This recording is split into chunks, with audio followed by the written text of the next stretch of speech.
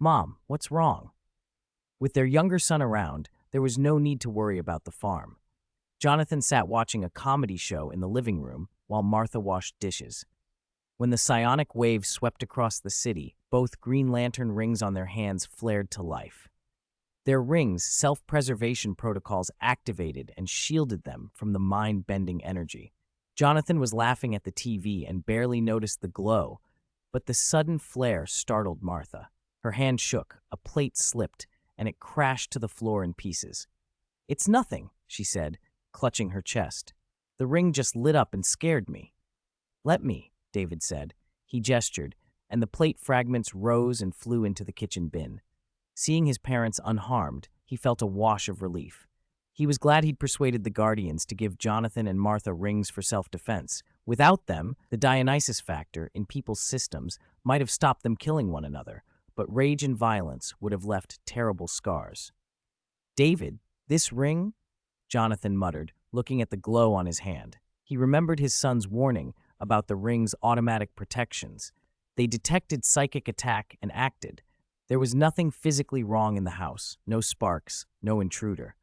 "Someone hit the whole city with a mental attack," David said, eyes on the skyline. "Metropolis is in chaos." He overlaid the city's mental field in his mind and watched the wave sweeping outward. It was dispersed but vast. The pirates' attack was strong enough to make ordinary people lose control, but too diffuse to break through the Lantern's emergency protocols or David's mental barrier. Using the wave's pattern, he traced its center to a street in downtown Metropolis. "Stay here," he told his parents. "I'll take care of it." Then he was gone, blurring through the air and past the sound barrier. The city fell away beneath him until he hovered over a bank. Down on the street, everyone had been affected, save for one person inside the bank who sat motionless with eyes closed, radiating mental energy. And crucially, Clark. Cyborg's voice crackled in David's ear. "Overman, Superman is in the bank. He looks like he's been controlled." David scanned the scene. The psionic energy was strongest at the bank. It pushed against his mental defenses like wind against a fortress. He felt almost nothing, which only made his blood run colder. Whoever was doing this could have taken over millions of minds with ease if not for the rings. He tore the bank roof free with an invisible hand and tossed it aside. The roof struck the ground with a thunderous crash. Inside, a hulking Fenrir armor mecha hovered down from the Batjet. Batman piloted it, Flash leapt into the streets, and Cyborg flew alongside them. The Justice League had converged on the source. "Flash, disperse and stop the riots," Batman barked. Flash streaked off into the city like a red comet. Time seemed to slow in his vision. Flying coffee cups, swinging bats, bullets hung in the air. He pinched a bullet into the gutter, deflected a bat from a child's face, and tripped a man about to strike another, holding 1,000 small violences at bay. Outside the bank, the man who had started the chaos opened his eyes. He smiled faintly at the arriving heroes. "More guards have arrived," he said aloud as if to himself. "What a show this will make." Then he lashed out. A tsunami of psychic energy surged toward David. David gathered himself and answered coldly. The wave struck him like a hammer against iron and broke into nothing. The pirate's face tightened. He poured everything he had into a fresh assault. This one should have shattered a mind, should have taken control of anyone in its path. Yet it broke against David's defenses. His mind was not only armored by the Six Gods' power and Achilles' invulnerability, but tempered with something like absolute resistance. David's eyes flashed and sent a beam of cosmic heat toward the pirate. The psionics struck, and the ray scorched a corner of the bank, turning steel and concrete into molten slag. The pirate's expression flickered with alarm. He pushed harder, swelling his mental output into a world-shaking wave. David felt a prickling across his scalp, and for an instant of discomfort he frowned, then shook it off. He swung, wind and thunder following, and the attack pinwheeled the pirate back. The man's confidence cracked. He tried something more subtle. He poured his remaining strength into a mist of illusion and used it to blind and mislead. The air shimmered, and for a heartbeat, the pirate vanished. David stalled midair, as if the world had been shifted. The pirate had gifted him the simplest trick, mental invisibility, but David didn't stay disoriented long. A glance placed the man dozens of meters away, on the street beyond the bank. He had to be running out of resources. He looked drained, pressing his fingers to his temples to steady himself. "Where did he go?" Batman hissed. Cyborg scanned with infrared and found nothing.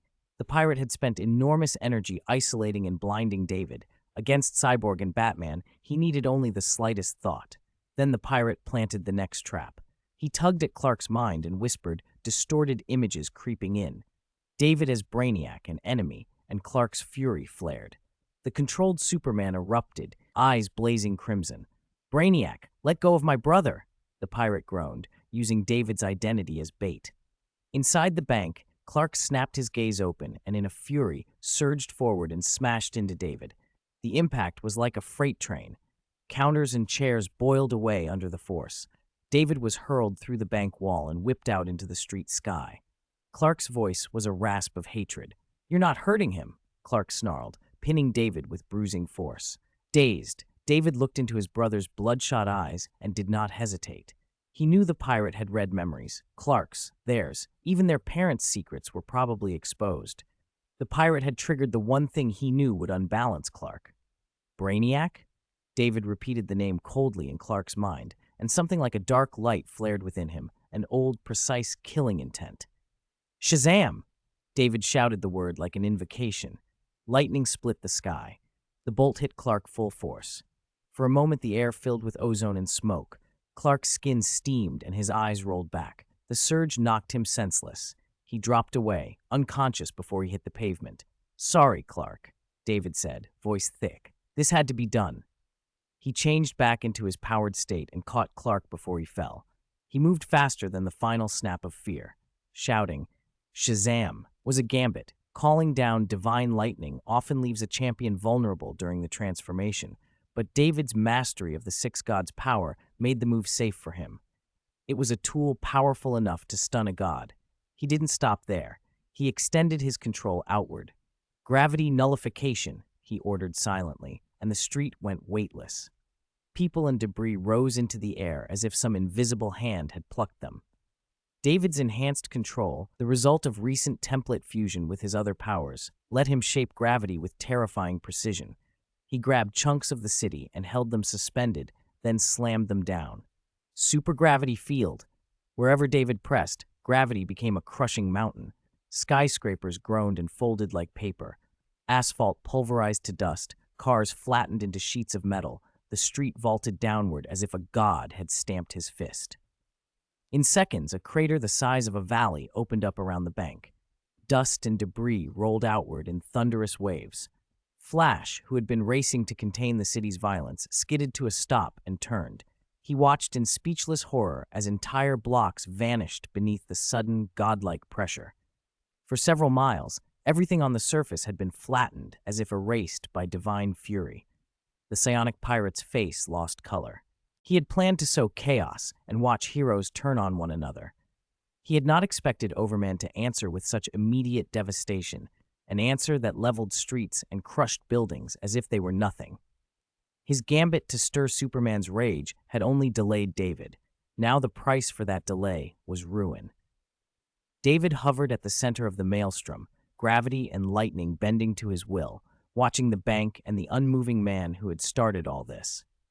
The city around them shuddered in the wake of his power, and the Justice League, recovering from his sudden assault, realized they had been thrown into a different kind of fight. One not just to save lives, but to stop a mind who could touch millions, and to contain the man who had just, in a heartbeat, erased an entire neighborhood to end it. 162. Redemption, meeting the Beyonder. What happened? Cyborg's eyelids twitched. He had never seen Overman like this before. David was always cold and decisive, but never this ruthlessly final. The attack had flattened several miles as if nothing had ever stood there. Bruce Wayne said nothing, his mind already working through the implications. Anyone who could reach into the minds of an entire city like Metropolis almost certainly had the means to peer into individual heads as well. For superheroes, secret identities were the most vulnerable thing they possessed. Down in a pit tens of meters deep, Psionic Pirate was on his knees, blood trickling from the corner of his mouth. The Medusa mask that had been projecting his psionic barrier was cracked. Gravity was a force tied to space-time itself. Ordinary shields and energy fields couldn't hold against it. Mental powers were an exception when focused, but the crushing weight bearing down from above made it impossible for him to maintain psionic invisibility. He grunted. "Not dead yet." David made a small gesture. Lightning struck Psionic Pirate, and with a brittle, pleading voice, the villain cried, "I surrender." The psionic barrier collapsed like glass. Psionic Pirate fumbled, trying to reform it, bargaining for a chance to live. But David's face remained stone cold, unmoved. The mountain-like gravity pressed on. The killing intent emanating from David was unlike anything Cyborg had felt. Unflinching, absolute. "You think I'd let you live after knowing things you shouldn't?" David said. The barrier that had briefly reformed splintered. Psionic Pirate listened to the sound of the shattering like a death knell. Fear consumed him. He shouted, trying to pull at something he hadn't a right to expose. "Batman, Cyborg, are you going to watch Overman brutalize and kill me? Does your Justice League have privileges above the law?" No one in the world had the right to execute an untried, surrendering criminal. He looked to Batman and Cyborg for intervention. Young Cyborg's face was conflicted. The League had no legal authority to try criminals, and yet he remembered when he hadn't stopped David from killing Calabac, had even felt something like exhilaration at the vengeance. He found he felt no entitlement now to stop Overman. Batman frowned and stayed still. "You're too dangerous," David said coldly. "If you live, what happened today can happen again." An attack that could seize control of a city had driven millions to madness and chaos. The death toll today might rival or exceed what Brainiac had once wrought. The League had no reliable way to contain someone like this. Psionic Pirate's eyes blazed like a cornered animal, and he tried one last time to name names. "I know your identity, Dav," but his words were cut off. With a single crushing force, he was flattened into a smear at the bottom of the pit. The sight made Cyborg look away. Clark came to, suspended in midair, blinking down at the gouge in the earth and the corpse at the pit's bottom. "David, I was controlled," he said, voice tight. He looked shaken but relieved. "You didn't hurt anyone, did you?" David saw the worry in Clark's eyes and reached out. The Medusa mask that Psionic Pirate had worn drifted into his hand. It had glowed whenever the villain used his powers, and it had survived the supergravity field. David turned it over between his fingers. The artifact pulsed faintly with the seductive promises Psionic Pirate had chanted before. "Put me on, and I will give you everything you desire. Immortality, wealth, power. I will help you rule this world." David frowned. Too bad. He removed the mask from the air and set it aside. Conscious artifacts, he thought, were too dangerous. Having it at home risked someone succumbing. What if his parents stumbled into it and broke through the Lantern Ring's defenses? Best to hand it to the Amazons on Paradise Island, the way he'd handled the Mother Box. He'd leave the rest to them. With the culprit who had driven millions to the brink dead, David turned and left. The hardest part was done. He had no interest in cleaning up the political and legal aftermath.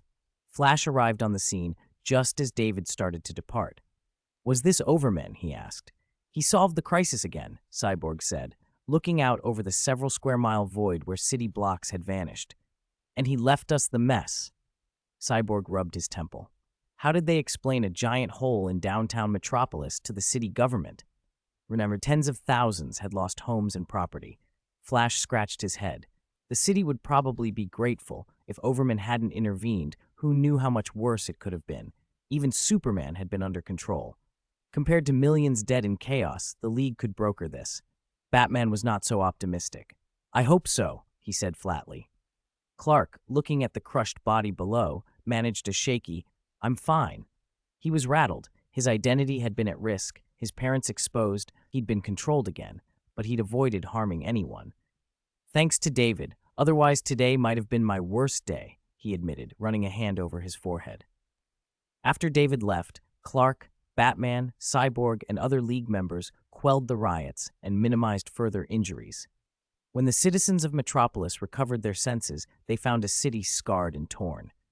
Survivors felt grateful to be alive, but horrified at what they had done while irrational. The coming weeks would be a tangle of legal, economic, and social problems, loss of homes, businesses ruined, families displaced, and the Justice League had to leave that to the city government and the citizens themselves. The people's feelings about Overman were complicated. The shadow of psionic pirates' attack rivaled Brainiac's worst, and the chaos had been worse than many remembered. Yet the very same Overman, who had seemingly disregarded citizens' safety, was also their savior. A faction of citizens whose houses and livelihoods had been destroyed were furious. That anger evaporated the moment a house-sized slab of gold fell into the plaza in front of City Hall, engraved as a fund for post-disaster repairs and compensation. The gold converted to a sum in the hundreds of billions, enough to fully compensate most victims and then some. Faces that had been angry turned to praise. Overnight, Overman was recast as decisive, wise, benevolent. Back at Wayne Manor, Clark stared at David in disbelief. "David, how did you do it? Where did you get that money? Even Bruce couldn't pull that off." David was relaxed on the warehouse's second floor under the night stars. "If you knew more about geology, you'd stop asking." He explained, "Most of the planet's gold is in the crust. He'd pulled a piece from the mantle and shaped it. As king of Atlantis, with access to far more advanced technology and resources than any surface politician, getting the gold was trivial if he took the trip. He hadn't bothered. If you want, I can give you 10 times that tomorrow," he added with a lopsided grin. Clark listened, then said, quieter, "That church, First Redemption, has been broadcasting things about redemption." In the Justice League hall, Cyborg scrolled through dozens of news items, a frown on his face. "I thought this would come earlier. It's been half a month since Metropolis, but this story is only being released now about events from a month ago. They were waiting for the right moment to compete for headlines against Overman." Hal Jordan lounged with his arms crossed, amused at the direction of the discussion. Batman and others had long considered the potential threat of redemption. Flash's face grew troubled as he connected the dots. The timing was odd. The Yasir incident had happened long before Black Adam's attack, but the First Redemption Church had only posted details after Metropolis erupted.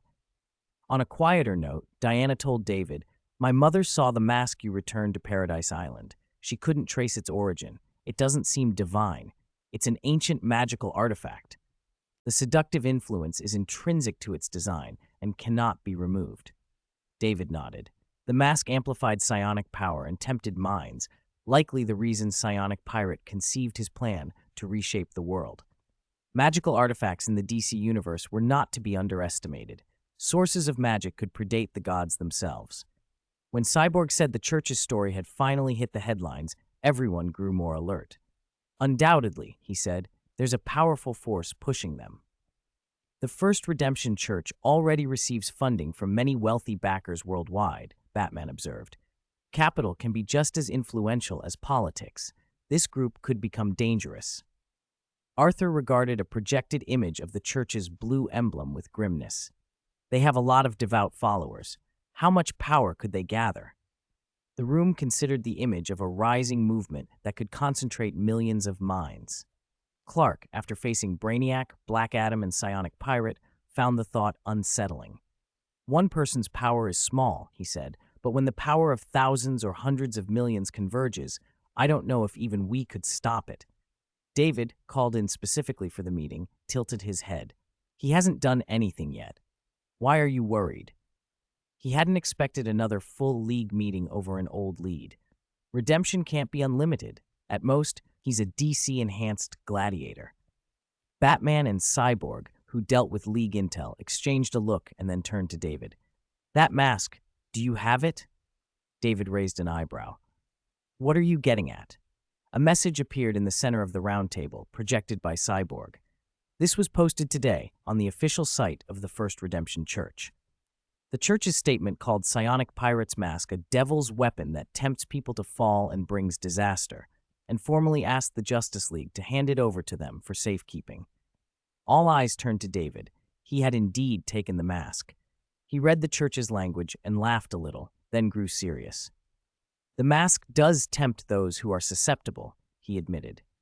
"If someone's mental discipline is weak, it reaches them, but it only affects those who have the potential to cause disaster." "So you're saying we should give it to them?" Hal asked. "No," Batman said sharply. He leaned forward, fingers steepled. Not a chance. Clark and the rest looked surprised by Batman's intensity. Think about it, Batman said. A mask that boosts mental power, and a church whose business is attracting followers. What does that combination suggest? To them, that mask becomes a divine relic. With it, the First Redemption Church could unify people under their faith in a matter of years. Cyborg added a practical note. The church's public request was suspiciously underplayed. They put out a high-profile demand, but they didn't capitalize on the public angle. They could have used the news spike to rally support and expand influence. It's strange. David, considering options, smiled faintly. The First Redemption Church wouldn't be so naive as to believe a single website post would make him surrender a dangerous artifact. They would take action if they were serious. At that moment, the hall's notification pinged. Cyborg opened the new message. A formal official email had arrived, stamped by the First Redemption Church. Everyone leaned in as it loaded. Overman, the message read. Redemption requests a meeting. We will meet you in the grasslands adjacent to the country of Yasir in Africa. Cyborg swallowed. The whole room looked at David. He felt the weight of their attention and the gravity of the invitation, an open, public summons from an organization that might be more dangerous than its rhetoric. The First Redemption Church sent a message. Redemption, worshipped as God's messenger by billions of Catholics, requested a meeting with Overman, the man who had saved the world more than once, to discuss the fate of the psionic pirate's mask. The proposed location, the open prairie. It's endless out there. Nothing to break, no cameras. If anything happens, it's the best place for a fight. Aquaman shook his head. He didn't like the choice. Feels like a bad omen, he said. Maybe he just really wants to keep the mask safe. Flash flinched and offered that possibility quietly, but no one else was as optimistic. Batman, who trusted no one, tapped the table. Under no circumstances should that mask be handed over to him. He knew David had sent the mask back to Diana's Paradise Island, where the Amazons had guarded apocalypse tech for generations. He trusted them to secure it far more than he trusted the newcomer, Redemption, or the First Redemption Church, which was little more than a well-funded sect. I've dug up some clues about the pastor, Batman added. Hai Tuohua. He mentioned in a sermon that he'd been in a meat grinder of a battlefield. The details and his age point to World War II. Cyborg frowned. Give me time. I might be able to trace his background. But David knew they had already gone over what could be learned. Redemption's biography was straightforward, corroborated by neighbors, teachers, ordinary people devoted to God before the church. The mysterious Hai Tuohua, however, had no past they could trace, the man who'd turned Gerard into Redemption. He's a question mark, David said. No trail, nothing to pin down. Is there enough time? Hal Jordan asked. The meeting was scheduled for the next morning. He'd never been the type to sweat tomorrow's problems, but Redemption's sudden rise suggested something much larger. A mysterious meeting for a mask that could drive a fanatic mad. This could become global very quickly. Cyborg's hesitation was plain. There wasn't even an internet back then, he said. His identity might not be recorded anywhere. David stood slowly. No matter who he is or what he wants, he acts through redemption, he said. In the end, it comes down to strength. He wanted to see how far Redemption's power had grown now that his fame had spread worldwide. Clark and the others all understood the risk. If nothing changed by morning, a fight could break out between the two strongest humans, and when that happened, nobody could step in. In the quiet of night, starlight filtered through the church's great stained glass windows. Jared, Redemption, kneeling before the pulpit in a blue battle suit, his tall body carved like marble, looked troubled as he prayed. I know carrying the faith of so many people is a heavy burden, he murmured. An old, gentle voice answered. Hai Tuohua emerged from the warmly lit bedroom at the back of the church in a bathrobe holding a cup of tea. A cup of tea will calm you, he said. No, thank you, Father, Gerard replied, voice strained. It's not only the congregation's faith. My power has been raised to an unimaginable level. I'm afraid to speak aloud for fear of shattering the houses and the people around me. This is worse than what happened with Yasir. Last time, Yasir had lost control of a sudden power surge and had vaporized a military base and hundreds of lives. Jared's voice shook. We didn't mean for that to happen. Hai Tuohua sipped his tea slowly. Patience and faith will be your guides. We have helped each other through the worst. Now the dawn is upon us, a revelation from the Lord. Are we so faithless as to ignore his help? We'll have the chance to spread the Lord's glory if we obtain that mask, Gerard said, his excitement growing.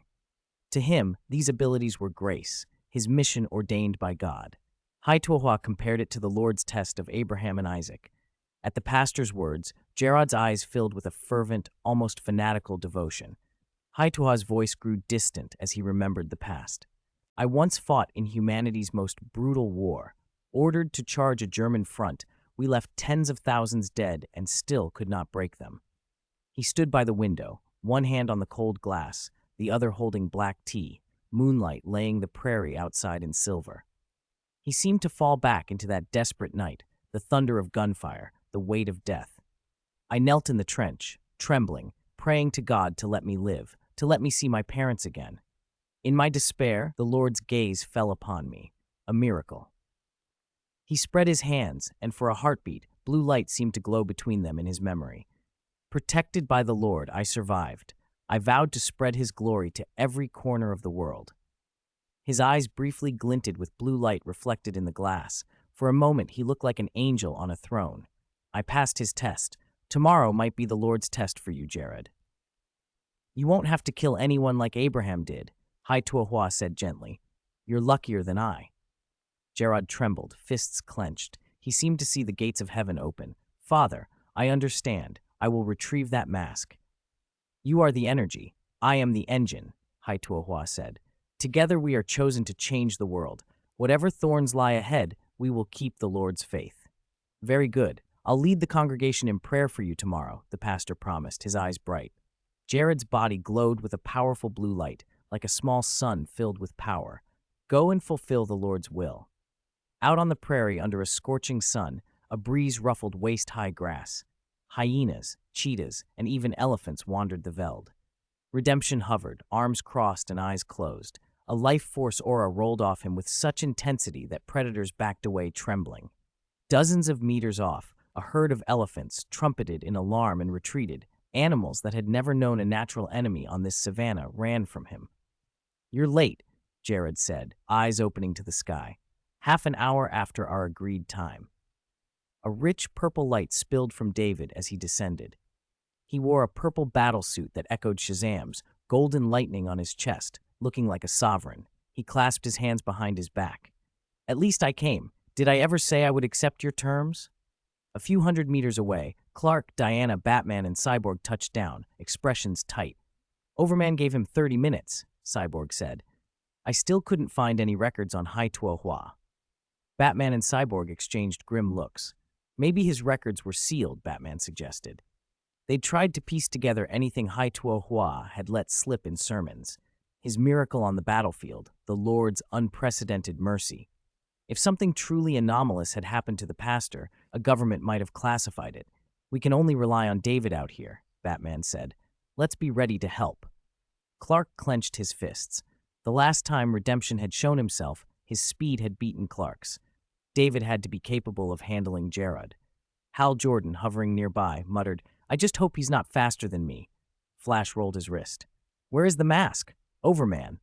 Redemption lowered his crossed arms, his posture like a coiled predator. Hand it over. It is too dangerous. David's expression stayed calm. Is it a devil's tool to be sealed away, or are you trying to use it to further your church's goals? In the mech nearby, Batman's brows knit. Redemption had changed. Where Jared had once hesitated with kindness, he now looked like an incited crusader, single-minded in purpose. At David's question, Redemption flared. Blue fire erupted across his body, an enormous, scorching heat that charred the grass and sent energy ripples outward. Winds whipped. Hand it over. Don't force my hand. I can't control the power I have now. A thin warning growl echoed across the prairie. The grass turned to ash and heat rushed outward, hundreds of degrees. To David, who merely raised an eyebrow, the fluctuation was an irritant. Cyborg scanners screamed. The energy index is past anything on Earth, the system blared. Cyborg stared at the numbers in horror. It's far beyond a nuclear reactor. Fall back, now, Cyborg ordered, hauling Arthur and the others away. What do you mean? Hal Jordan asked from the air, hesitant. We can't just stand and watch? If you think you can survive a nuclear blast, feel free to stay, Cyborg snapped. He backed away fast. I can provide remote support. Barry, come on. Green Lantern formed a circular platform. Flash stepped onto it, and they retreated with the rest. Only Clark, Batman in his Fenrir armor, and Diana, shield in hand, remained at the line of sight. They watched intently. David and Redemption needed no more words. One would not surrender, the other would not yield. It would be decided by power. Lightning, as if answering David's resolve, gathered. Dark clouds rolled over the prairie. Thunder growled. Dazzling divine lightning danced and wrapped around David's lithe, powerful frame, a low wind stirring the grass. I'm not interested in your plans, David said, voice cold, but I won't let you take that mask and bring more danger to the world. We're settling this here. Are you defying the Lord's will? Redemption roared. Energy erupted from him like a new sun bursting from the ground. The blast cracked the earth for hundreds of meters. He streaked forward, flame trailing Thak, and drove a furious punch at David. David dove from the sky, his two fists crackling with violent energy, and slammed them together. The impact detonated like 1,000,000 tons of high explosives. A thunderous boom rolled out as ripples of power and lightning spread like a tidal wave for miles. The grassland collapsed into a massive crater. Earth and rock erupted into the air. Yet when the shock faded, David hovered in place, unmoved. Redemption stared in astonishment. His strength had been swelling so rapidly it had become difficult to control, yet it hadn't even knocked David off balance. He snarled and threw another punch, the terrifying force shrieking through the air. David met it squarely, lightning flashing from his palms. God doesn't even govern his own kingdom of heaven, he said flatly. Do you really think he's going to pay attention to you on a tiny planet like Earth? Redemption howled as if struck by 10,000 bolts. Energy burst from his hand, driving David back, and he lunged forward. How dare you blaspheme the Lord? A crushing gravity pressed at David as if a mountain weighed on him. He steadied himself and looked around, bemused. He hadn't expected to be suppressed by gravity. It was usually the move he used on others. Do you think you're the only one who can do that? He said. Calm and expressionless, David sank a vast, terrifying gravity onto Redemption. Redemption opened his mouth and expelled a deep blue, scorching breath that hit David like a storm. David raised a hand to shield his face and was shoved backward by the heat and force. The energy was so intense it could have wiped out a supervolcano. David's energy manipulation couldn't absorb it all. After taking some of it, he had to use his own body to block the rest. He flicked his wrist, and a gust scattered the remaining embers. In the data, I've never seen you use that move, David observed. Is it because it's more beast than man, and you're afraid it'll hurt your image as God's messenger? Shut up. I am chosen by God. Redemption snapped, fury creasing his face. He surged forward at blinding speed. Their fists and kicks, each capable of reversing continents, collided. The air buckled and lightning arced out. Wherever they fought, it was like two gods tearing at each other. The blast waves shredded the sky, and animals across the plain, zebras, hyenas, buffalo, perished under the storm of lightning and raw energy. Clark and the others watched in horror from a safe distance. Hand over the mask, Redemption demanded between blows. David summoned a column of lightning that struck Redemption and sent him spinning. Thick filaments of cosmic energy glowed in Redemption's eyes. I didn't take the mask. It's where it should be, he said. Blocking a glance from David sent him skidding. Redemption steadied and flamed anew, heat so intense it warped the air. His silhouette flared like a supernova. He rocketed skyward, tore through clouds, then plunged down like a comet aimed straight at David. David ripped a slab of earth, an island-sized chunk, and hurled it at him. Redemption smashed through it like an arrow, and in a blink, David vanished and reappeared behind him, striking his head and sending him flying. You don't have good senses, David said coolly, and your gravity control is crude. Losing sight of David cost Redemption his bearings. Faith from hundreds of millions of followers had inflated his power to the point he could contend with David, but it hadn't sharpened his martial skill. Every time Redemption struck, David only needed to tweak gravity at a precise point to throw his balance off, making him lurch and swing like a clumsy, top-heavy drunk. Under the blows, Redemption twisted through the air and slammed into the ground, carving a miniature canyon. He rose, furious, and attacked again. The Lord watches over me. I will never be defeated. They fought from sky to ground and back, each strike tearing atmosphere and shattering the earth as if two nuclear detonations met in an endless exchange. The shockwaves scattered clouds for miles. David's control never wavered. He dodged, countered, and struck with unnerving calm. "Is this your limit?" he asked, tilting his head to avoid a grazing beam. Redemption unleashed wave after wave of energy, but failed to break David's defenses. Even Redemption himself was startled by the ferocity of his power. He feared his own energies might tear him apart. Still, at its peak, it matched only a fraction of David's capability.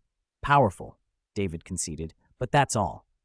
One blow sent Redemption hundreds of meters. He steadied, wiped blood from his mouth, and healed rapidly. David noticed. "Accelerated healing?" Redemption laughed coldly. "What, surprised again?" "I can resurrect and regenerate like Lazarus from the Bible. It's a gift from God." No one had known the full extent of his power when the first Redemption Church was founded. Even at his weakest, he had never suffered a fatal wound. David's expression remained indifferent. He had read Redemption's life, how the man had been cultivated and brainwashed by others to expand a fanatical church, a tool used by hidden hands. David had no patience for lecturing Redemption while the man wrecked the world. He preferred a direct approach. "I don't know who Hai-Tuahua really is," David said, "but there are things I can still do." Cyborg's wrist projected a coordinate and locked. Hai-Tuahua's location, a secluded church in Wallace Falls, Yasir's capital. He was live online, leading the global followers of the First Redemption Church in prayer. A team of powerful network technicians had been masking his signals and evading tracking, but Cyborg cracked their firewall in minutes. "I've interrupted his live broadcast and posted the truth," he reported. "Hopefully it helps." "Let's go," Batman said. Within the fortress of willpower, Hal Jordan exhaled. They couldn't just watch. Redemption had targeted Overmen repeatedly in his demand for the mask. That alone was reason to move against the church. "Who is this Hai-Tuahua?" Hal asked. "If we can't find answers, we'll go and get them." Batman's eyes narrowed. Only Clark and Diana stayed. The rest, along with him, moved at top speed for the location Cyborg had found. They needed to confront whoever was pulling the strings in case he tried to flee after Redemption was defeated. From what they'd seen, Redemption had almost no chance. He had landed few effective blows in minutes. He lacked Brainiac-level computation to counter David's gravity manipulations. His attacks were clumsy and poorly timed. With a little gravitational adjustment, David made him look incompetent. Even with his accelerated regeneration, the outcome was inevitable. Redemption roared in frustration, unable to land a hit. He tried to correct his movements to strike David. He had the raw power to injure or even kill David, but he couldn't touch him. The impotence drove him toward madness. David dodged a wave of energy and tripped Redemption with a bolt of lightning. "Your combat experience is worse than some street thugs," he said. Redemption's rise had been fought against terrorists and soldiers, opponents who could not truly contest him. To them, he had been godlike. Facing David, who had battled many powerful enemies, Redemption's true weakness showed. From a distance, Clark felt his anxiety ease slightly when he saw David dominating. He used his supervision to peer through to the church where Hai-Tuahua preached, ready to intervene if something went wrong. Suddenly, David warned, low and sharp, "Clark, Diana, step back!" A wind carrying blistering heat rushed toward them like a burning meteor. Redemption, his face twisted with rage and wreathed in blue flames, cut loose and aimed directly at Clark and Diana. He had given up on injuring David and instead targeted them as hostages. If he captured one, he could force Overman to hand over the mask. He would complete what he called the Lord's trial. In Wallace Falls, the small church of the First Redemption Church sat isolated and quiet. Rows of worshippers bowed their heads, chanting, "Redemption, we believe in redemption." Behind the lectern, Hai-Tuahua had been praying. He opened his eyes, and a faint blue glow flashed through them. He looked up, and then the church doors burst inward as sand and light poured in. Hal Jordan, Aquaman, and others entered. Flash calmed the startled congregants. "Hai-Tuahua," he said, "what is your purpose in having Redemption demand the mask?" Batman stood at the threshold in his mech, a silent, oppressive presence. God created the world and mankind, he said, but people no longer appreciate his grace. Hai-Tuahua's face was grim but composed. He spread his arms and, in a low, booming voice, declared, "We must repay the Lord with loyal faith." "Is it we or just you?" Batman snapped. "You can't impose your prejudice on everyone." Hai-Tuahua's eyes glittered with fanaticism, and to Batman's surprise, a sincere reverence. He truly believed everyone should worship God. But belief didn't excuse the dangerous fanaticism and the attempt to manipulate faith worldwide through the mask. If God knew you were twisting people's minds, do you think he would approve? "Silence!" Hai-Tuahua erupted. Energy flared around his fists. The dim church brightened as searing flames bathed his robe. He no longer looked like a frail old man. He towered like a titan, a presence that seemed able to rend heaven and earth. The building's air seemed to stop under the pressure of his power. Everyone felt a crushing weight on their chests. "Something's wrong," Flash said, hair on end. "He's scarier than Redemption." Hal Jordan's eyes widened. Cyborg's scan confirmed what they all feared. The energy signature on Hai-Tuahua matched Redemption's, only more intense and widespread. Arthur hurled his trident with the force of 10,000 tons. Hai-Tuahua's robes billowed though there was no wind. He rose and lazily flicked the trident aside. The weapon smashed into the floor dozens of meters away.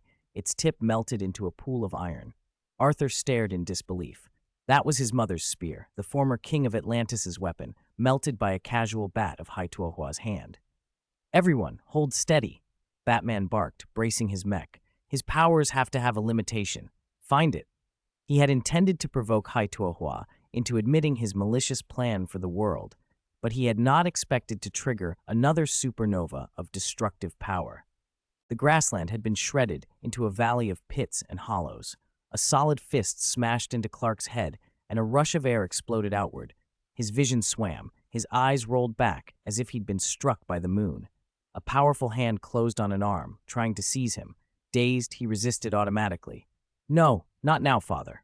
Then, as suddenly as it had flared, Redemption's blue energy flames winked out. The terrifying power that could have leveled mountains vanished.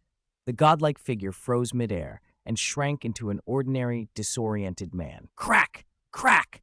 The sickening sound of tearing flesh and a high scream cut through the air. Balancing himself in the wind, Clark saw, with a jolt, a bloody arm in his hand. He dropped it as if shocked by electricity. This wasn't me," he cried, though the truth was that he had been the one to rip it off in panic when the being's godlike strength collapsed.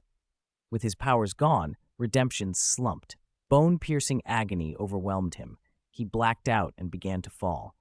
David, who had been moving to stop him, froze mid-stride and frowned.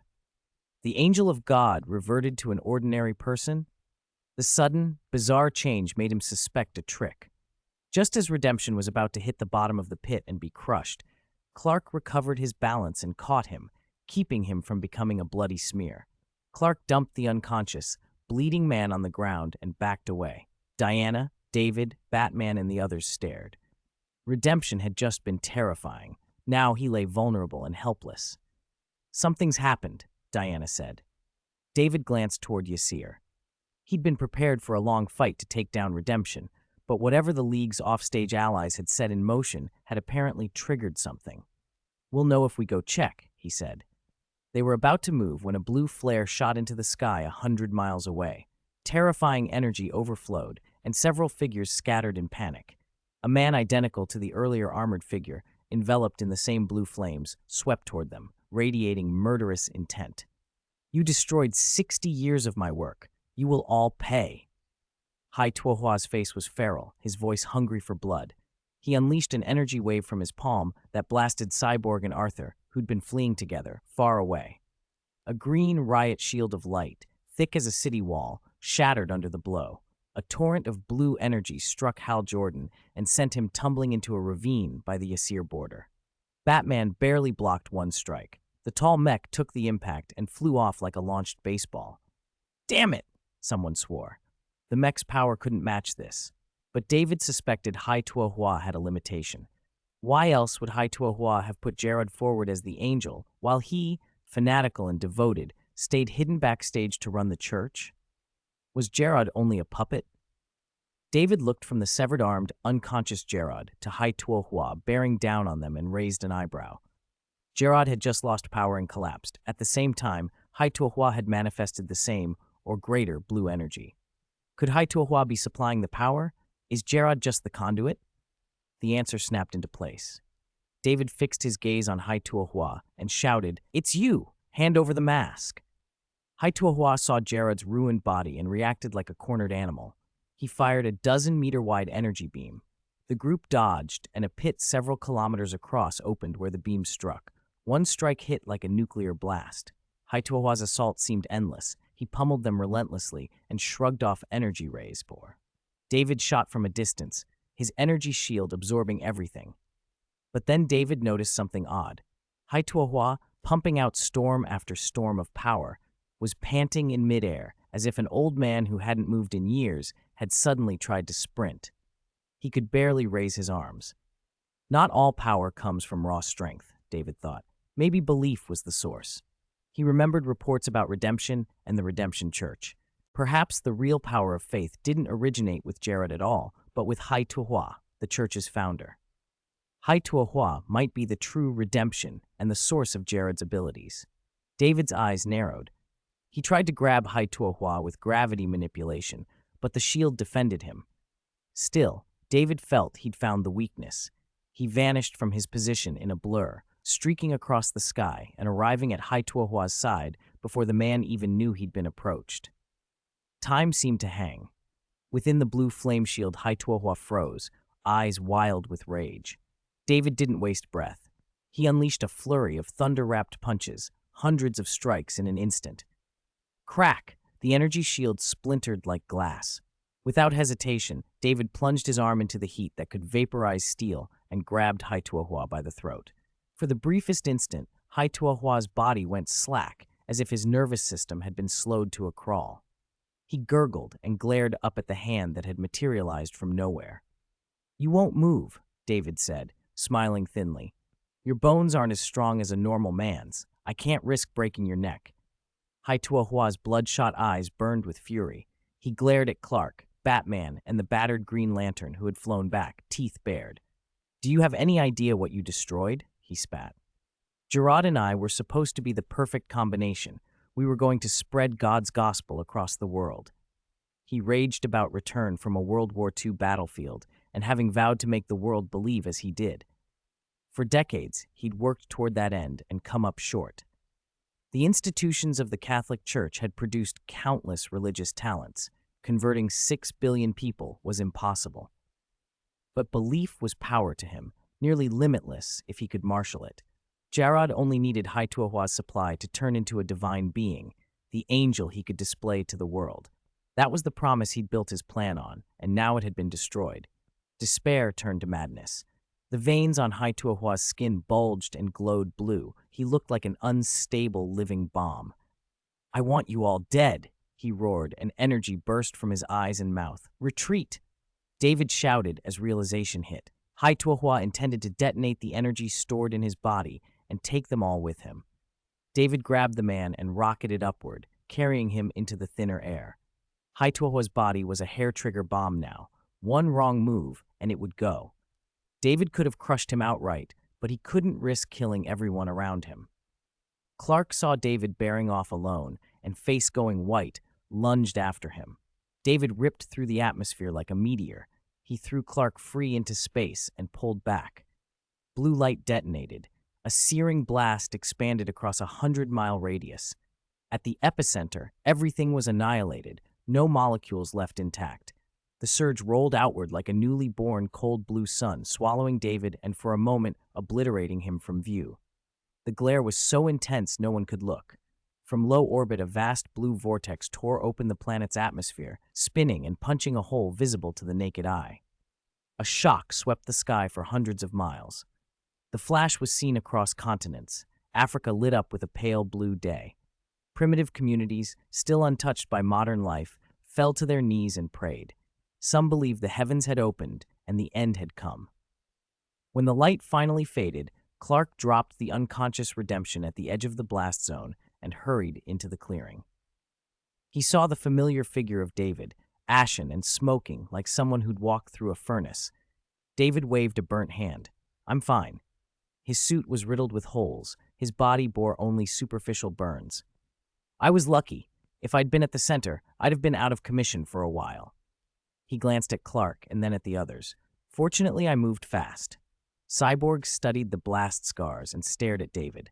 "That explosion, its yield exceeded the Tsar Bomba," he said quietly. 50 megatons, the biggest hydrogen bomb we know of. The shock, the thermal energy. If it had been nuclear, the planet would still be living with fallout. What you released had more destructive force than that, without radiation. Batman's jaw tightened. "You need a medical check," he said. "Explosions and burns can hide internal damage. Someone who feels fine could have shattered organs. We can't take chances." David smiled and shrugged off their worry. He tapped his HUD, and as he did, a small notification flickered in his display. He glanced at the panel and said, "There should be a new template in a few days." Then he dismissed it with a breath and focused on the immediate tasks. Hai-Tuahua was neutralized. Without his faith-fueled supply, Redemption could no longer be anything more than a dangerous, deluded man. The church's brainwashing machine had been exposed, and the plan was over. News cycles erupted. The angel sent by God to save humanity, or a terrorist cult brainwasher. Mysterious blue light seen from across Africa, a suicide attack on Overman and the Justice League. The new century's most fanatical religious leader, Hai-Tuahua. Redemption, once touted by some Catholics as evidence of the divine, had been unmasked. The man behind the mask and the scheme to indoctrinate the whole world with a manufactured angel shattered the faith of many. The world had been spared before the catastrophe could spread, and Overman, who had led the League through the crisis, grew in stature and renown. Metropolis, a few days later. A man in the afternoon heat opened a package on his stoop and scowled. "This is the Overman figure I ordered," he muttered, pulling the purple plastic from the box and finding the head and torso broken. He glared down the street. It got damaged when it was dropped on 7th Avenue. The delivery man wore a scuffed helmet and rested his bicycle on the curb with annoyed patience. "If you're not satisfied, you can apply for compensation," he said. The recipient's anger boiled over. "I'm calling to complain. You messed up my order." "Suit yourself," the delivery man said, pushing off. He pedaled into the avenue, muttering and resentful. Why did he have to work midday in the heat while others lounged inside? He'd eaten a cheap wrap on the road and then wiped out on a turn. He was still cursing under his breath when a shadow spilled over the street, a screech of scraping flesh. His bike threw him off. He looked up and froze at the sight of a 3-meter-tall, purplish-red, pulpy mass. No hands, no feet, no head looming above him. A gurgling, famine-driven sound came from the thing. "Help! I'm being eaten!" The alien body flowed over him. It didn't swallow him whole. Instead, it seeped through his pores, through his skin. Consciousness went black, then came back in a different, raw, hungry way. He opened his eyes to a ravenous emptiness in his gut. His world had narrowed to a single compulsion: feed. He rose, changed, his skin tinged purple-red, his face warped, and let out a low, feral growl before lunging into the crowd. Name, Joe Sean. Talent, 9 breaths chi absorption cultivation method, eagle claw, iron cloth shirt, not yet mastered. Joe Sean had once transmigrated into this world and acquired, from the 36 heavenly spirits techniques, the talent called 9 breaths chi absorption.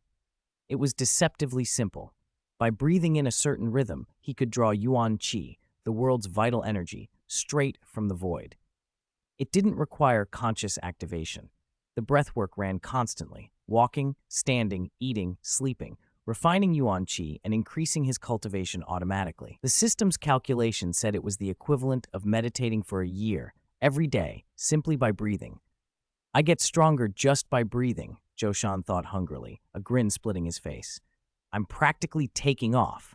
Chapter 164, Parasite and Template, 98%, 4K5. Michael Allen, the bicycle courier, was gone. In his place stood Parasite, a fusion of life and hunger. His purplish-red skin looked like flayed flesh, his gaunt form a malignant ghost, his mouth a row of pale, savage teeth. He leapt into the panicked crowd, scooping up people like chicks and draining their life energy in an instant. Two shriveled corpses, faces twisted in terror as if air-dried for 1,000 years, were thrown to the pavement. Parasite pounced on others, rampaging through the street like a tiger through sheep, like a starving glutton finally let loose. To him, everyone was walking meat. Screams filled the street. "Run! Help, somebody! Too slow! I need more energy!" His desiccated frame swelled. Even after draining dozens, the hunger gnawed on him. He slammed a fist into the asphalt, cracking it, and pried thick electrical cables from beneath the road. The cables, as thick as a grown man's thigh, were torn apart in a shower of sparks. Parasite grabbed one in each hand and began ravenously siphoning the city's power. After hurling a few stunned robbers toward the police station, he suddenly looked across the Metropolis toward 9th Avenue. He'd heard cries and in a blink crossed most of the city to hover above the block. Having drained half of Metropolis's electricity, Parasite's body ballooned nearly 3 meters tall with explosive, bulging muscle. Electricity crawled across his skin. He raised his face to the sky like a beast that had scented prey. "What are you?" Superman, Clark Kent, glared down at the dozen dried corpses littering the street and at the writhing abomination before him, disgust and fury in his punch. "Get away from them!" Parasite licked his lips with a thick, rasping tongue and shot forward like a cannon, smashing into Clark. He was knocked through a jewelry store, wrecking display cases, but surged again as if impervious to pain. "So delicious," he purred, voice low and raspy, like a chocolate energy bar the size of the Eiffel Tower. "Did you come just to save them?" "This monster is smarter than I thought," Clark muttered. He lunged, grabbed Parasite by the neck, and began to fly, intending to take the battle out of the city. The instant his hand closed on the creature's skin, a sickening suction crawled up Clark's arm. His strength bled away as though a floodgate had opened, and a high-voltage backlash shot through his body, forcing a pained groan from him. "I'm impressed," Parasite crooned, squeezing. "You're more eager than those others. You're like overmen, always ready to help. You call Superman for every little thing." The monster gripped Clark's head with enormous hands and ramped up his absorption. Clark's vision blurred, his limbs went numb. He hammered his fist into Parasite's chest and stomach with everything he had. For a moment, it seemed to work. Parasite's back arched and he staggered. Then Clark's blows began to feel as if he were punching rubber. Parasite only grunted. The more Clark's power fell, the stronger his opponent became. In seconds, the man in blue was nearly drained. "He can absorb energy like David said," Clark thought, alarmed. "But he's even worse. He can steal someone's unused, unreleased energy." Parasite laughed as the hunger ebbed and clarity returned to his mind. "Fate is funny," he said. "Not long ago I was just a courier getting yelled at. Now the city's hero is in my hands like a newborn mouse." "Let me go," Clark rasped, teeth clenched. He summoned heat vision with the last of his strength and burned bright beams into Parasite's face. The creature shrieked and loosened his grip. Clark tried to fly, to use his advantage in the air. Parasite, slower and earthbound, should not be able to follow. But before he could escape, something flashed and blocked his ascent. "Where do you think you're going, Superman? I can feel it. You still have at least 10% of your energy left. Give it to me." Parasite's eyes glowed molten red. Then, to the horror of citizens who had fled dozens of meters, two thick, scorching beams blasted from Parasite and struck the man in blue. He plunged from the sky, slamming into the ground and forming a crater tens of meters wide. Parasite dove to the bottom of the pit, seized him with a hand the size of a car door, and greedily began to siphon his power and his life. Superman, once towering and robust, wilted in Parasite's grip, his face hollowed and his body shriveling as if age had been forced upon him. "Your energy is recovering fast? Are you absorbing sunlight?" Parasite laughed. "You're a rechargeable battery, Superman. As long as you exist, I never have to go hungry. And your abilities, delicious." Clark, slipping toward unconsciousness, forced one last thought through his ring, a distress signal to the Justice League and to David. Metropolis is in danger," he managed. Then his head lolled, and he passed out. Parasite licked his lips at the sight of the crowd.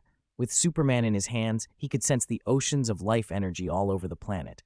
Gotham, Coast City, cities and countries 1,000 miles away, a planetary buffet. With his new access to super speed and super senses, he could drain tens of thousands in an instant. "Countless feasts," he whispered. "I'm going to dig in. Monster, let him go." A figure struck the street with a crackle of yellow lightning and a plume of smoke from friction. Batman, Cyborg, Wonder Woman, Green Lantern, and Aquaman touched down in quick succession, the Justice League, alerted by Cyborg's network monitoring. They arrived too late to stop Superman's weakening, but they weren't going to leave him. "Let him go," Cyborg shouted. His arm transformed into an ultrasonic energy cannon and fired at Parasite's chest. The blast was absorbed without even a ripple.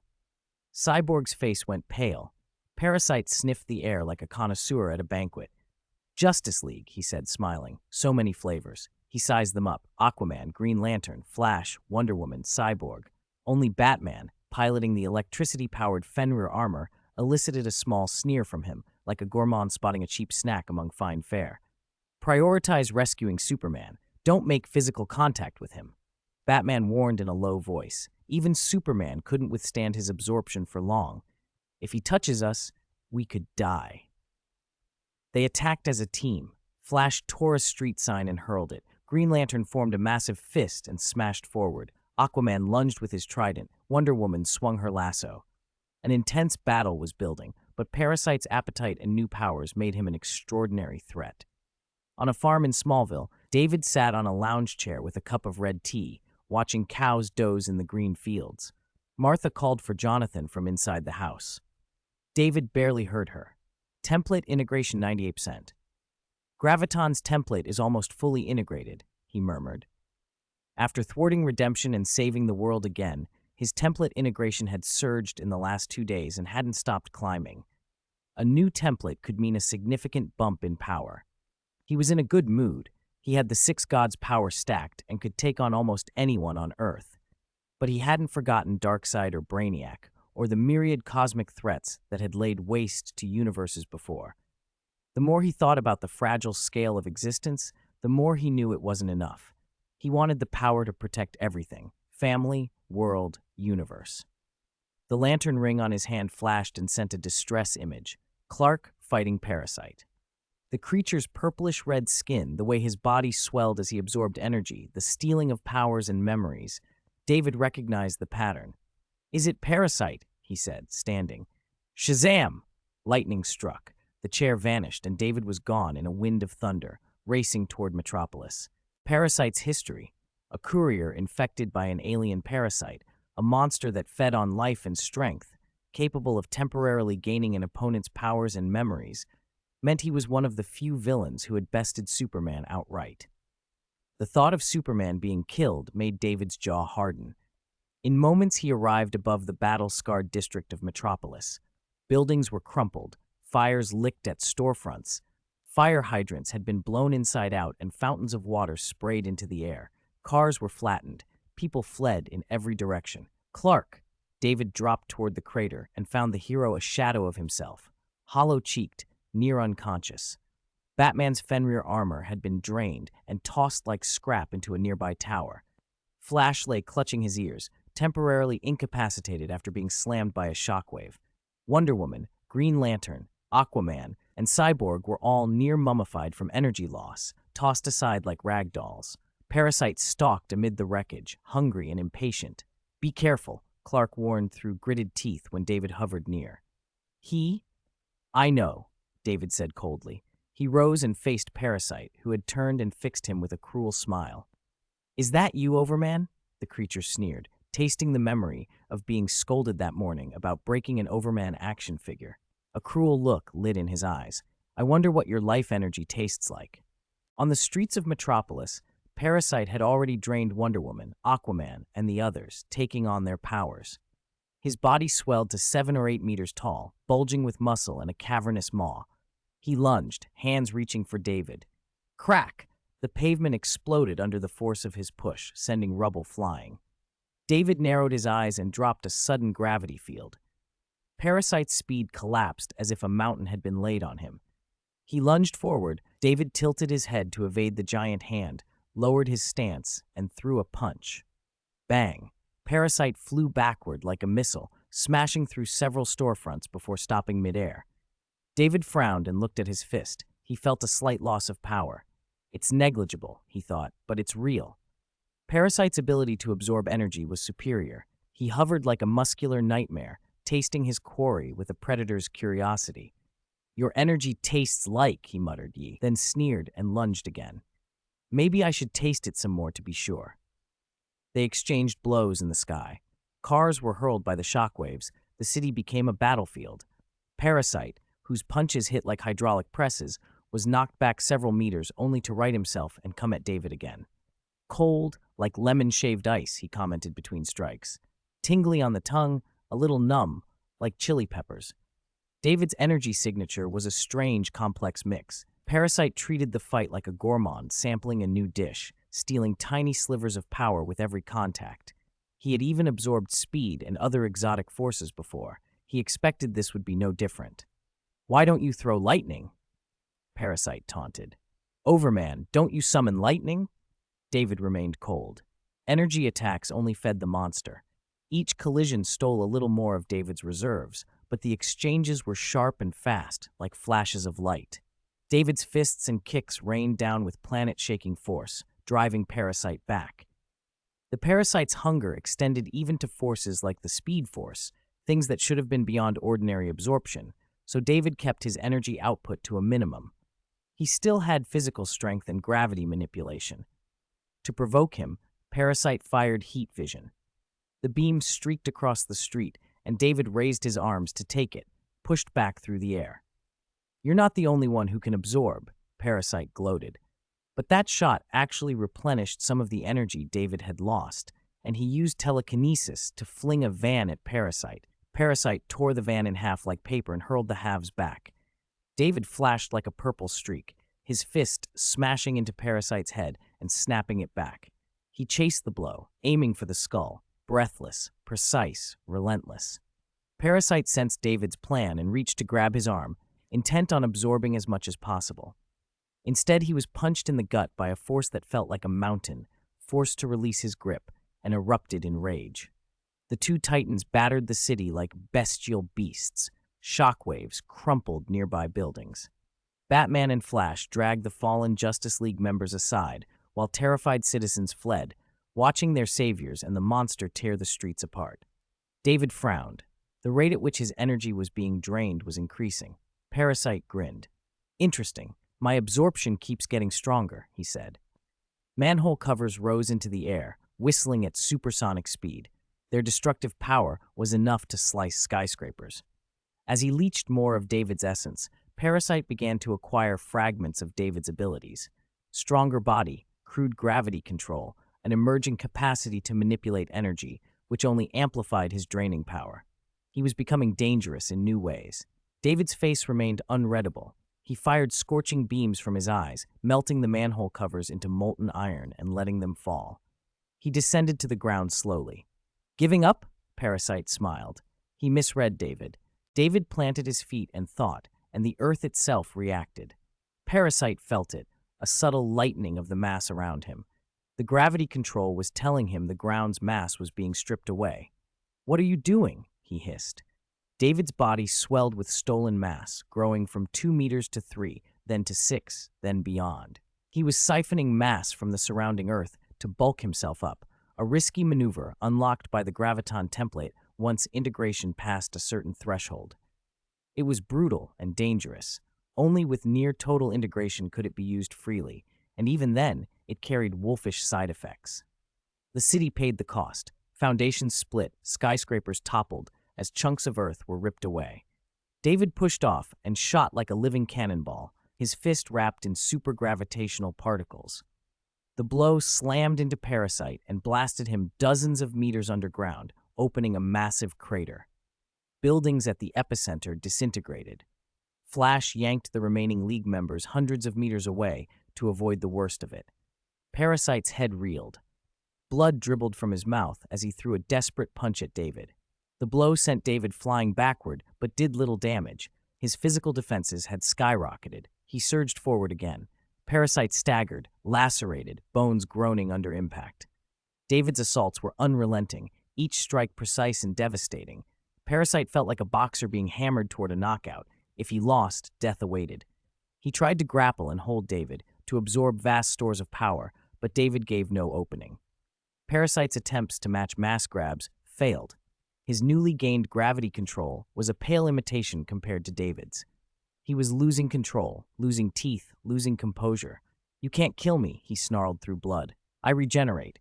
Even if you smash my head, I'll heal." David heard the tiny clicks of bone resetting, the sound of healing, and sneered. Parasite was no ordinary creature, an alien parasite fused with hosts, a slime-like original form that conventional attrition couldn't sterilize. But there was another way. David reached out telekinetically, grabbed Parasite, and said calmly, "There's a place with infinite energy. Go there. You'll never be hungry again." Parasite twisted, stunned. "You wouldn't—" David looked up at the sun. They flew into the sky. David linked Earth's and the sun's gravitational fields, opening an interstellar tunnel and rocketing through space toward the sun's blazing exterior. The star loomed vast and unyielding, its surface millions of degrees, a furnace that could vaporize steel. "No!" Parasite screamed as the sweltering heat washed over him. For all his hunger, his capacity was not infinite. He felt painfully full from previous absorptions. David's punch combined with gravity, and the transit turned Parasite into a comet of tissue and hunger, streaking into the inferno. On the sun's surface, a wave erupted. Parasite, like an insect dropped on a skillet, burned through whatever mechanism kept the parasite alive. He tried to absorb the surrounding heat to survive, but it was poison to him. The sun's energy overwhelmed and detonated him. In less than a second, he was annihilated, exploded into nothing beneath the star's incandescent fury. David watched the whole process with superhuman sight until no trace remained. "Some cosmic parasites can take memories along with power," he muttered. "I wonder if this one could." But it no longer mattered. There would be no theft of Clark's identity, no secrets leaked. Parasite was gone. David returned to Earth with Clark, and then flew Clark a little closer to the sun so the Kryptonian could bask in sunlight and rapidly recover his drained energy. Diana and the others would need time and rest at the Justice League base. Their recuperation would be slower. The city began rescue and cleanup efforts, helping the injured and repairing what they could. "That thing was terrifying," Clark said, clutching his chest as his strength returned and his gaunt look eased. He stared at the sun with lingering fear. "Is it really dead?" David didn't answer at once. If Parasite hadn't absorbed Clark first, the League wouldn't have been defeated so quickly. They might have stood a better chance. Clark rubbed the back of his neck awkwardly. He'd been careless at first, hadn't fully scouted the monster's capabilities. "We should head back," Clark said after a moment. "The news will have photos. Mom and Dad will be worried."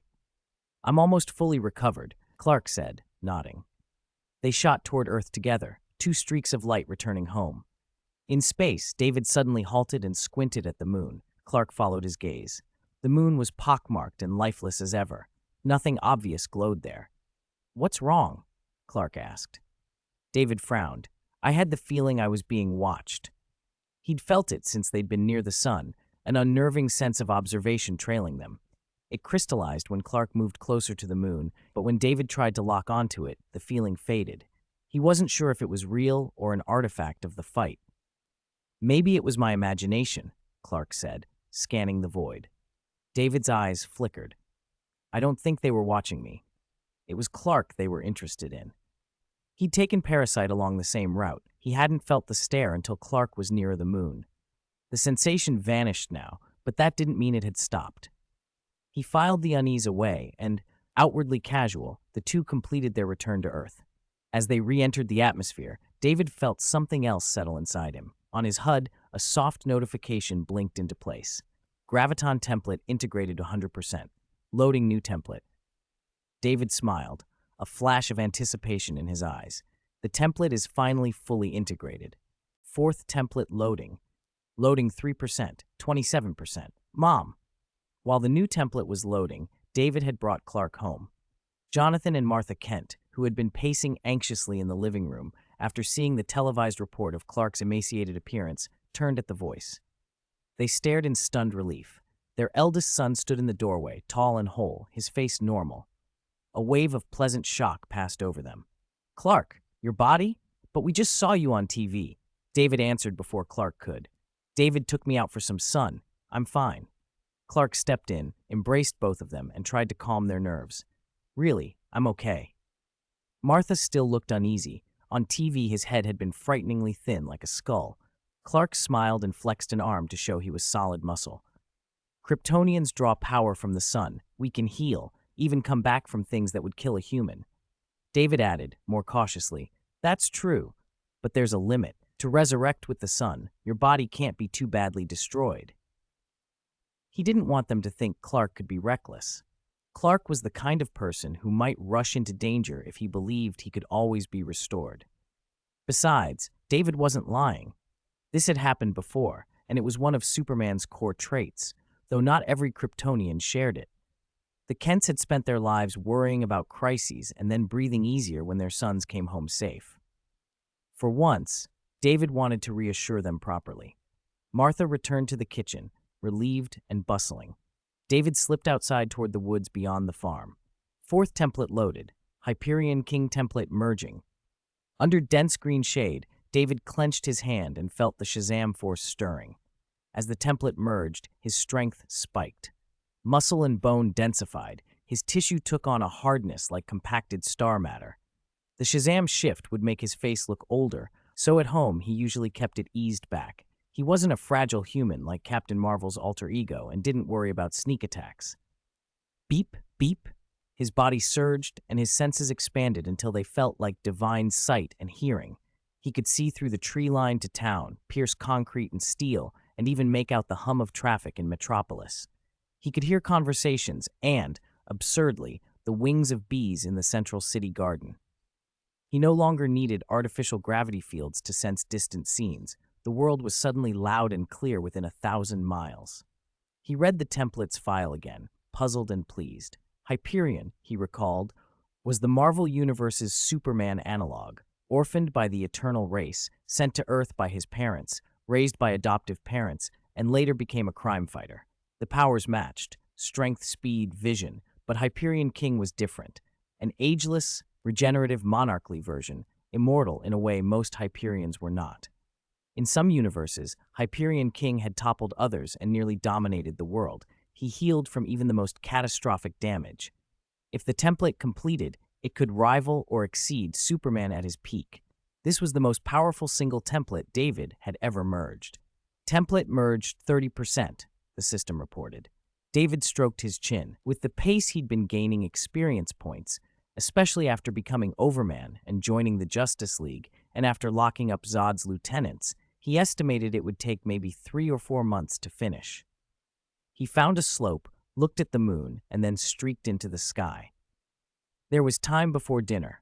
He wanted to check something on the moon now that he felt stronger. On the lunar surface, a tall, muscular figure stood on a crater rim. Pale gray skin, a scarred, steel-like torso, thick black hair trailing behind. His eyes had no whites, even his nails were black. He radiated a cold, inhuman presence. Only the red and blue lower half of a battlesuit remained. He'd seemed to turn as David approached, the hem of his cape fluttering. Then he simply left. David had spent days combing the moon after the parasite incident. In the Marvel universe, an observer peering from the moon would fit the Watcher's MO, bald beings who record events. In DC, the picture was less clear. Were the Guardians of the Universe watching him because he'd taken a lantern ring? Had they planted informants like Hal Jordan's return? He had half-formed theories, but no answers. For now, he would keep watch, ready for anything that might disturb the peace. Morning sunlight fell into the Kent living room. After breakfast, David and Clark sat on the couch watching a comedy when the lantern rings pinged. Cyborg's voice came through, formal and urgent. Superman, Overman, you there? The League's satellite monitoring has detected a sudden meteor shower heading for Earth. Impact in approximately 10 minutes. Calculations put the primary impact zone within a 50-mile radius at 37.1 degrees, 88.73 duwalings. The coordinates prickled at Clark's memory. That feels familiar. David's eyes flicked to the map. That's Smallville. Both men understood the implication immediately. 20 years earlier, a meteor shower had brought Clark to Earth. Another meteor shower over Smallville now was anything but a coincidence. Cyborg had called because matters involving Metropolis, Smallville included, were their kind of crisis, and because Clark and David were the only League members likely to resolve a threat like this quickly. "We'll handle it," Clark answered. "Overman and I are on our way." They rose and launched. High above the atmosphere, meteorites plowed through thin air, igniting into blazing streaks. Some were as large as houses, some were fist-sized. Clark scanned furiously, searching for artificial structures or hidden ships among the rocks. David gave him an exasperated look and then simply raised a hand. A gravity field washed over the meteor stream. The rocks froze in midair, flames licking their surfaces, but momentum stopped dead. "It's rare to see you like this, Clark," David said with a grin. "Forgot I can just hold them?" Clark slapped his forehead, embarrassed at his tunnel vision. "Yeah, right. Plenty of time to search." David guided the suspended meteorites down and let them land on a hillside outside town.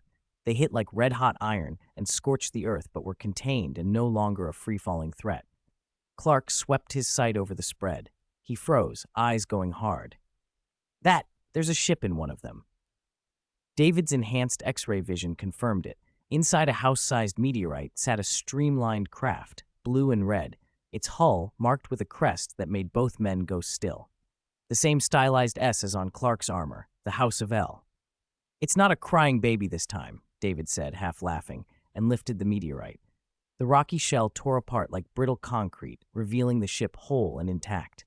Inside, on a litter, a slender, finely featured female lay curled asleep. As the outer shell fell away, her lashes trembled and fluttered. My head throbbed. It felt as if I had been pulled out of a very, very long dream. Groggily opening her eyes, Zola realized she was inside a spaceship. When had she gotten here? Where was this?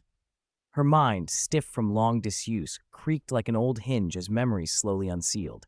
She clutched her aching skull and whispered, "Father, the disaster that destroyed Krypton, the escape pod, sent toward a distant world with a yellow sun." She shoved the hatch open. With a metallic shriek and a gout of hot steam, it swung free. The yellow sun flooded the cabin. Warmth washed over Kara like her mother's embrace. She stared up at a sun that was not Krypton's and felt a sudden, sharp sadness. Two unfamiliar men were watching her from behind a pile of meteorites. Military training from her schooling snapped her upright into a fighting stance. Her expression hardened, her fists clenched, and a sudden rush of power seemed to surge through her limbs, as if the yellow sun had already begun unlocking Kryptonian strength. She studied the men without lowering her guard. As the legends say, she thought, the yellow sun can awaken our powers. But why did these aliens look so much like Kryptonians? A dozen steps away, Clark kept his movements small, afraid of startling the newcomer. Anyone who wakes up on an unfamiliar world and finds other people would probably react like this, he murmured. David, watching Kara in the open hatch, let out a soft laugh. It wasn't hard to guess who she was. The emblem on her chest matched theirs. Two young people of similar age, both wearing strangely styled clothes, were standing in front of her. Did they think she couldn't hear them? "Who are you? Why are you wearing my family's crest?" Kara snapped, anger flashing in her eyes as she glared at Clark's chest. Clark hesitated, then spoke quickly. The symbol did mean something. This woman might be family. When he and David had brought his uncle Zor-El to the Fortress of Solitude, Clark had learned about members of the House of El. If this was Zor-El's daughter, then she was his cousin. Are you also of the House of El?" he asked. "Also." Kara shot back, disbelief written across her face. The House of El was small. Her parents, her aunt and uncle, and little Cal, who had been born not long before the end. Buzzing noise flooded her ears like a tide, stabbing at her head. She pressed her palms to her temples and cried out, both frustrated and pained. "I am Kara Zor-El. How dare you pretend to be from the House of El?" she snarled. "You're Kara Zor-El." Clark froze. He had heard the name before. She was his uncle's daughter. Relief and astonishment hit him together. "You didn't die when Krypton exploded?" "Stop!" David cut in gently. He could see she was disoriented, overwhelmed by the sudden surge of sound and sensation. He'd learned, after obtaining the Hyperion King template, how to manage enhanced perception, how to focus and filter. He used that knowledge now. Focus your attention, tune out the noise, use your mind to block what you don't want to take in. Kara's eyes flicked between the two men, trying to sort friend from foe. Clark stepped forward, eager to calm her. "He's my brother, and I'm Kal-El," he said, offering the name he hoped would lower her guard. "Liar!" Kara exploded. In an instant she was moving, and Clark went flying from a single blazing punch. He smashed through more than a dozen thick trees before skidding to a halt. Dust and leaves rained around him. "Little Cal is still a baby," she cried, fury and hurt mixing in her voice. "I held him 3 days before. How dare you pretend to be him?" Kara thundered toward David next, lightning fast, but David caught her fist with steady hands. The impact sent a circular gust of air outward, ripping leaves from branches for dozens of meters. His cape whipped behind him, but his face stayed calm, as if her strike had been no more than a tap. "Calm down," he said, measured. "Interstellar travel can be full of surprises. Time and distance don't always work the way you remember." Kara's arm tingled from the force of her own blow. Since the yellow sun had begun to feed her, her body felt larger, sharper. Her strength felt like it could uproot a starship. Yet she had not pushed David at all. He hadn't even swayed. Had the strength she'd felt been an illusion? Clark, dust-coated and wincing, sat up and rubbed his jaw. The pain made him grimace. He looked at Kara, at the blue and red suit like his own, and wondered why her strength seemed greater than his. She was slender, not heavily muscled, and yet her punch had floored him. David released Kara's hand and took a small step back, hands open to show no threat. He didn't want to escalate things. "We have proof," he said quietly. Before one of our elders died, he backed up his thoughts and memories, converting them into an intelligent form. And, if you want, we can take you to him. Clark's excitement made him open his mouth to mention Zor-El, but David shook his head sharply. Clark stopped, the realization settling heavy in him. If Kara already distrusted them, telling her about her father's current condition, how Zor-El had been altered and imprisoned, would only make things worse. They had destroyed the machine body Zor-El had been forced into and confined him in the fortress to keep him safe. Telling her now would be complicated. Kara watched them warily, torn. Was this an offer or a trap? Could she trust two strangers claiming to share her emblem and her name? "You mean my uncle Zor-El?" she asked finally, voice cautious. She hesitated on the hatch step, caught between suspicion and a fragile hope. Wondered 5 ancient demons. This world has become strange to me. A hoarse, scraping voice, like nails on a metal plate, sent a chill through the grove. 3 figures stepped out of the shadows in the woods of Fawcett City's Central Park. A tall, slim young man in a suit stood with his hands in his pockets, his mouth twisted in a grim, aristocratic sneer. Odd-shaped houses, iron boxes running along the streets. I preferred the old Earth, where lava was everywhere. A broad, powerful black man stood beside him, the rims of his eyes glowing a smoldering red like molten rock. His voice was low and resonant. "Sealed for tens of thousands of years, our world has been twisted by humans." He turned to the last figure and asked, "Lass, why did you 3 brothers choose to share one human body?" The third man's hair stuck up in unruly tufts like weeds. He had a wild look, bloodshot eyes, and the air of a street addict. From inside him came the layered chorus of 3 voices. "Haven't you heard? This planet is now full of beings called superheroes, some of them as powerful as we are. They can split mountains with a punch and tear the earth apart with a gesture." He looked at the sweeted man. "Used to, you, who can assume others and read their memories with a touch, should understand better than anyone." "Are you speaking of the Justice League? Are you afraid, lost brothers?" Yustu's sneer sharpened. The 3 were among the 5 ancient demons who had once ravaged and ruled this world. "The magic you wield makes even the gods tremble," the voice continued, "yet you fear those who know nothing of magic? Las, you might be afraid, but I, Cletus, fear no one." The big man banged his fist against his chest. The lava glow in his eyes flared, hungry for destruction. "I will restore the world to how it was when we ruled it." "Not everyone grows stronger from being beaten the way you do," the 3 voices in the third body replied, laughter soft and cruel. "But to make me fear those hairless apes, those superheroes called Overman and Superman, that's impossible. I can't wait to tear down this world of humans." "Cletus, begin," Yustu urged, impatient. "Use your scimitar and make the world whole again." "Ha! Fire, lava, endless red wasteland. Return." Cletus laughed, drew a long, sinuous scimitar crackling with molten light from behind him, and slammed it into the earth. The ground rent open beneath their feet, and a towering column of lava erupted, hauling the three of them upward. The volcano burst through the soil of the park, trees seared to ash, sulfur and cinders spewed into the air, blotting the sun away. It was an apocalyptic vision. What is that? The earth itself seemed to groan. People in the park stared up in terror, screaming, "A volcano? How can there be a volcano here? Run!" The five ancient demons laughed at the cries. "Weep, scream. Your human apocalypse has come." They intended to create a supervolcano to drown the world in lava, to return it to the primordial state they loved. These superheroes, after all, were ancient demons in new forms, rulers of different regions in primeval times. Kings do not often meet kings, but today they had come together for a single purpose. What on this planet could stop them? Not even its gods. Meanwhile, far to the north, a different voice cut through the howling wind of the polar wastes. Although the design is a bit archaic, that is a Kryptonian ship.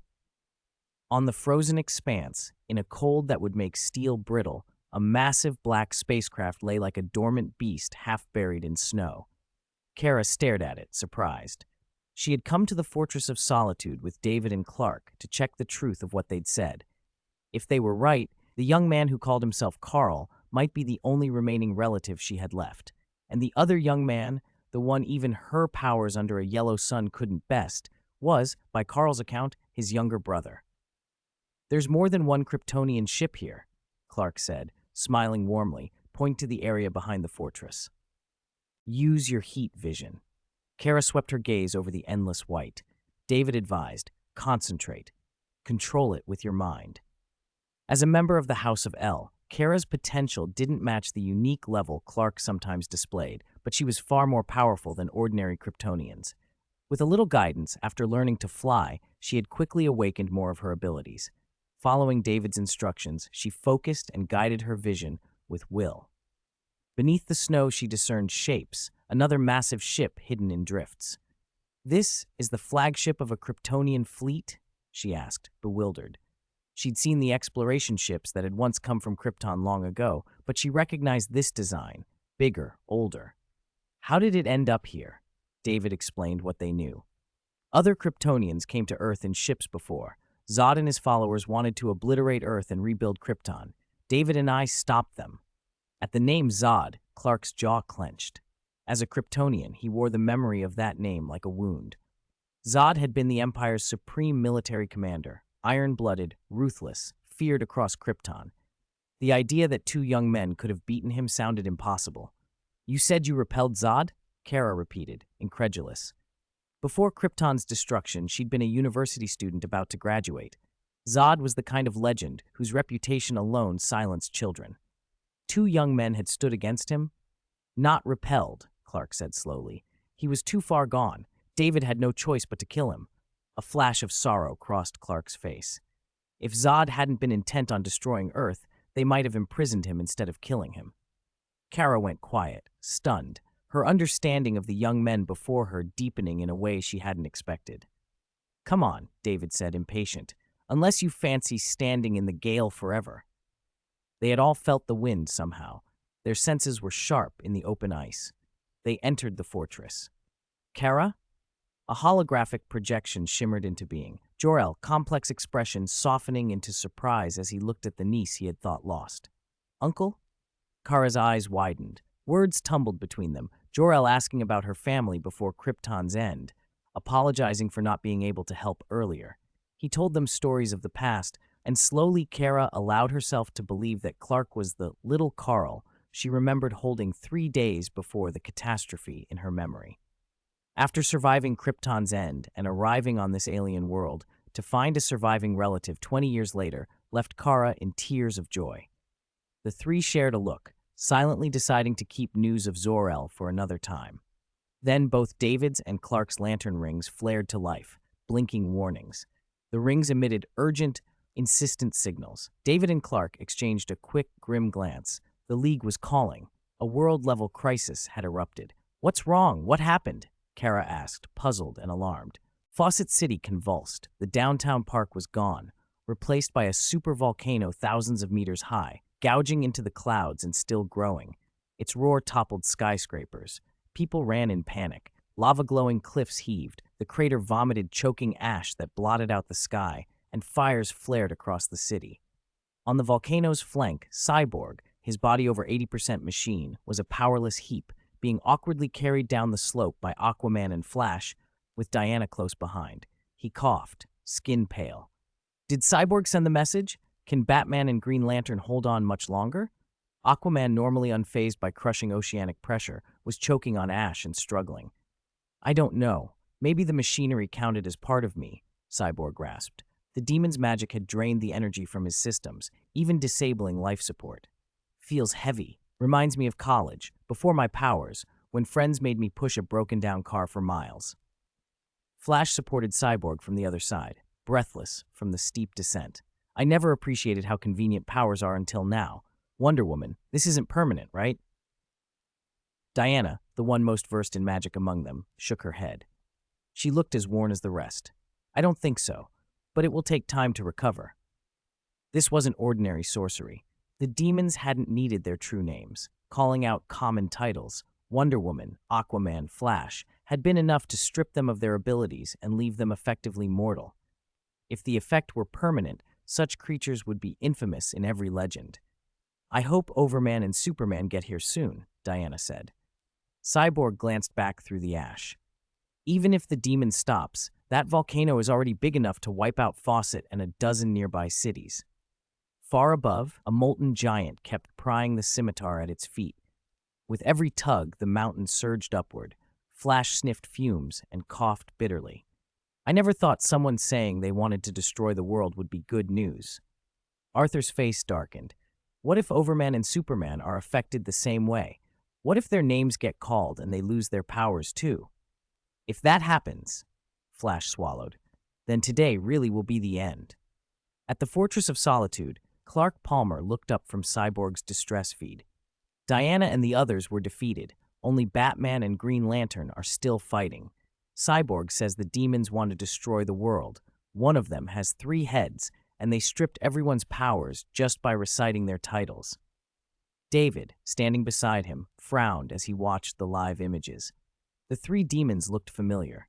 The murals in the Rock of Eternity, he said. The rock's frescoes recorded the Council of Eternity's deeds, among them the ancient demons the wizard had once captured. Except for the numbers, 2 of these matched the 5 demons the wizard sealed. Clark's worry deepened.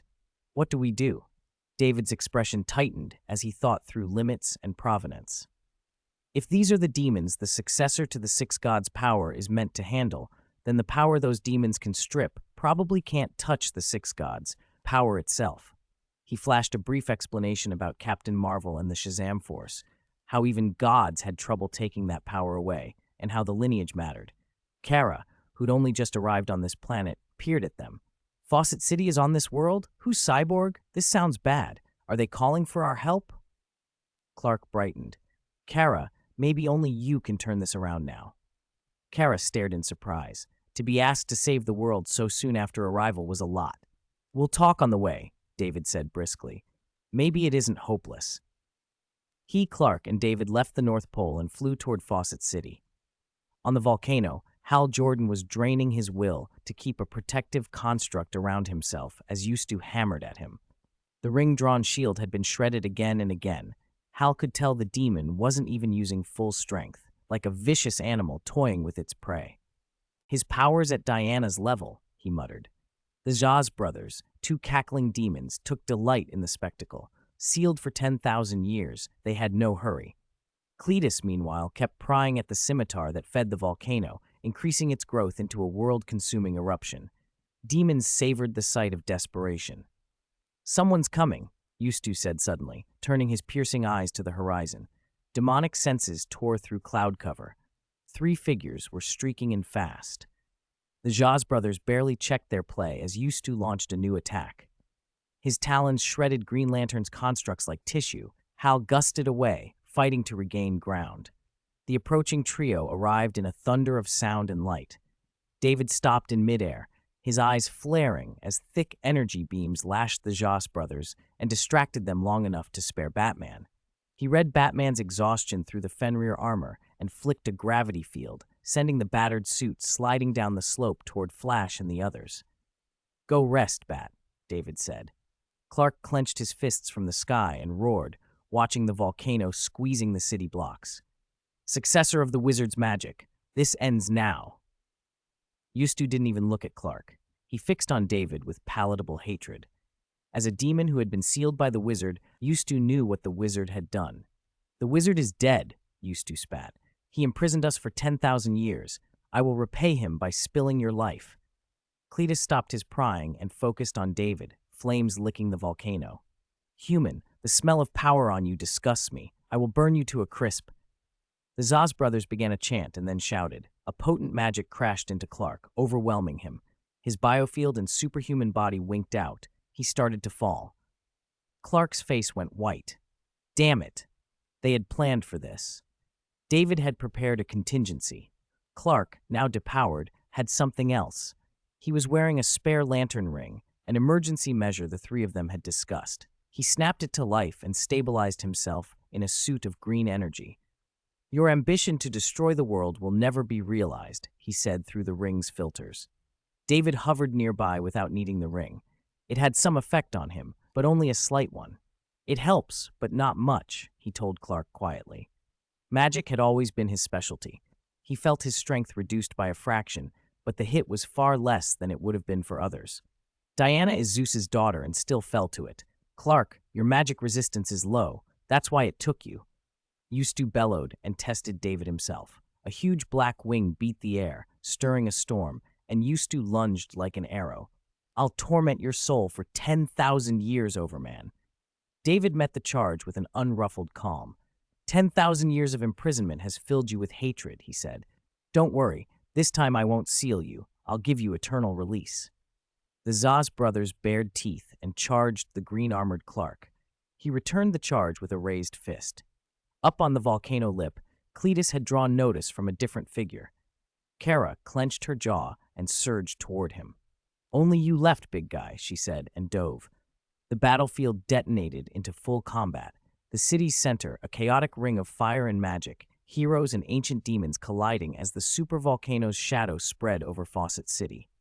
Overman didn't seem to be affected by that demon's spell. At the foot of the volcano, Flash whooped.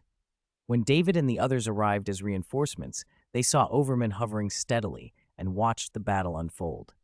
Diana and the others, who had tensed when Superman lost his abilities, finally exhaled in relief. Even though Clark had been depowered, Overman remained unshaken. Even if Superman lost his powers, as long as Overman holds, we're not done for. Arthur said gravely. Time and again, Overman had solved crises the League couldn't handle. As long as he stood, the world wasn't finished. Cyborg's tired eyes brightened. "Who is that girl Overman brought with him? She wasn't affected by the spell either, and she's wearing Superman's colors. Have you seen her before?" Hal Jordan leaned against a boulder, catching his breath. Nobody recognized her, but it was clear she had an unusual connection to Superman. Inside his armored suit, the exhausted Batman glanced at Supergirl Kara, then fixed his attention on David. He took the moment to recover, knowing he might have to fight again any second. Bruce Wayne refused to pin all hope on Overman and his allies. That wasn't Batman's way. Still, he wanted David to be able to hold his own against these demons. A gust of wind, and Yustu moved like a streak of darkness. His talons sliced the air as he dove in. David stepped aside, calm and sure, grabbed one wing, spun and hurled the demon. Yustu's lanky form careened into the volcano, carving a crater.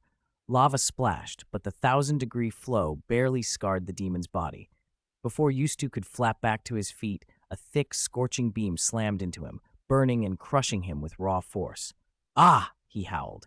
His body dissolved into a dark blue mist, letting the destructive ray pass through. He reassembled several meters away. His chest was charred but not fatal. The expression on his face was ugly with pain and surprise. "That spell didn't affect his abilities much," he muttered. David arched an eyebrow. These demons were on a different level, comparable to the 7 deadly sins, former archdemons of hell. Each had unique powers. Yustu's trick was to disperse into mist and avoid physical damage. Whenever David hit him, the demon simply turned to mist and reformed. David tried to scatter the vapor, only to realize it was being reconstituted under Yustu's control. The demon also resisted David's gravity manipulation. Less mass, less effect. For a time, the only real wound David had put on him was the charred chest. During a flurry of attacks, Yustu suddenly slowed. His eyes flashed, and he lunged to slash David's chest. His claws shredded the suit and left red marks, but did little else. David used that opening. He let Yustu land a glancing blow, then met him with a gale-force punch. "Let's see how many times you can dodge," David said. Yustu was forced to dodge again and again, a swarm of mosquitoes against a charging bull. Annoying but not lethal, and one wrong move would be disastrous. Cold sweat ran down the demon's brow. Even a once regional ruler felt like he was walking a razor's edge. On the volcano's rim, Clark's will-condensed punch was shattered by the Zaz brothers' magic and sent flying. The Zaz brothers, three-headed magic bent, had the weakest bodies among the ancient demons, but their spells were enough to put the depowered Clark in danger. They pressed the attack, but a new force yanked them backward, and Clark avoided a killing blow. "It's you, the wizard's successor," one head spat. The Zaz brothers whirled toward David. He extended his arm and punched them in the chest so hard their ribs cracked. They spat blood and tumbled.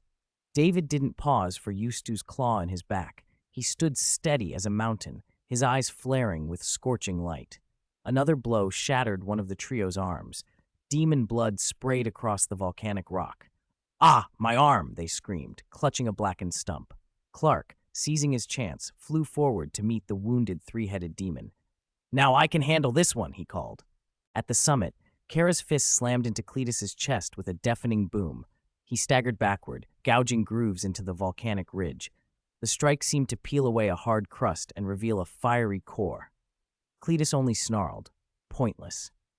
He lunged with a blade of molten metal. Kara, still getting used to her new body, dodged and countered with a backhand. Her blow was mighty, stronger than Clark's in his current powerless state. Kryptonians didn't have huge sex-based strength gaps, and Kara was older and more mature. But Cletus was different. Her hits sent him flying, but only made his lava-scarred exterior glow brighter, like a tempering forge. "What are you?" she demanded, baffled. She had never seen such a creature on Krypton. "A monster. I ruled this world before you hairless apes forged iron." Cletus roared. "How dare you call my Cletus a monster?" He spat a searing, dragon-like jet of flame at Kara. She dodged, but her hair singed and her forearm blistered. As an ancient demon, Cletus's fire wasn't ordinary flame, and Kara, whose magic defenses were low, took real damage. "I'm not from this planet," she snapped, anger sharpening the pain into focus. She raised her fist, and the impact clipped Cletus's defense, but barely slowed him. His strength increased with each strike. The lava spewing around him seemed to feed him. He walked across molten flows as if on solid ground, his blade cutting through the heat. The more Kara hit him, the harder he became. Her attacks were hammer blows against an already molten anvil. She felt stung, humiliated. On their way here, Clark and David had told her that aliens exposed to a yellow sun were the strongest beings in the universe. She had assumed that, immune to the demon's spell, she'd be the key to turning the tide. Instead, Cletus only grew stronger with every strike. "How can there be someone stronger than me here all of a sudden?" she thought. Cletus laughed, triumph in his voice. "This is my power. Your hits only strengthen me. Touch the active volcano, and you invite destruction. I will turn this world back into a river of lava." A cold voice cut across the heat. A bolt of lightning smashed into Cletus and sent him tumbling. David, wrapped in thunder and lightning, hung in the air like a storm god. The strike disrupted Cletus and, crucially, hit Yustu's dispersed mist. The dark vapor twitched and slowed, involuntarily reforming. Yustu was forced into flesh, clutching his chest, panic on his face. After a moment's struggle with a body that had been immune to physical hurt, David remembered how to fight these things. This was precisely the wizard's successor's role, to finish what the wizard had begun with divine power. He unleashed a storm of divine lightning. The bolts struck the mist, restraining Yustu and causing his transformation to falter. David closed the distance. His fist, wrapped in crackling light, punched through the vapor and scattered blue jets of energy. Yustu reeled, battered but not yet finished. David kept hammering. Whenever the demon dispersed, the lightning forced him back together, and then a concentrated wall of cosmic energy struck his chest like a barrel-sized furnace blast. Yustu's eyes went wide in terror. An iron fist cleaved through the air, his face twisted as if a mountain had hit him. A few fangs flew loose. Stripped of his mist shield, he was suddenly vulnerable. Against David's near-indestructible, super-dense body, muscled like a white dwarf, Yustu's only advantage was speed, and it couldn't match energy beams and gravitational fields. A powerful gravitational field rippled across the volcano's sky. "Let go!" One of the Jaz brothers cried as an invisible hand gripped them. The human youth, glowing with purple light, stood like a living planet, radiating a magnetic pull that dragged several ancient demons toward him. From his stance, he was ready to take them all on and finish the fight.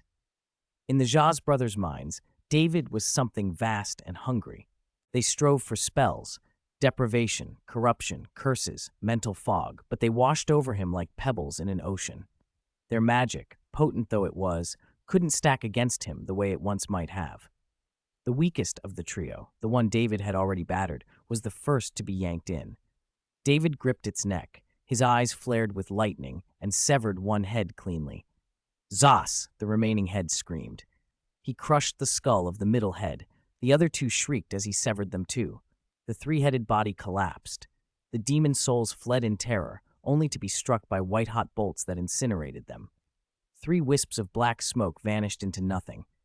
Yustu groped at the sky, flapping his demonic wings against the gravity, his face a mask of shock and hatred.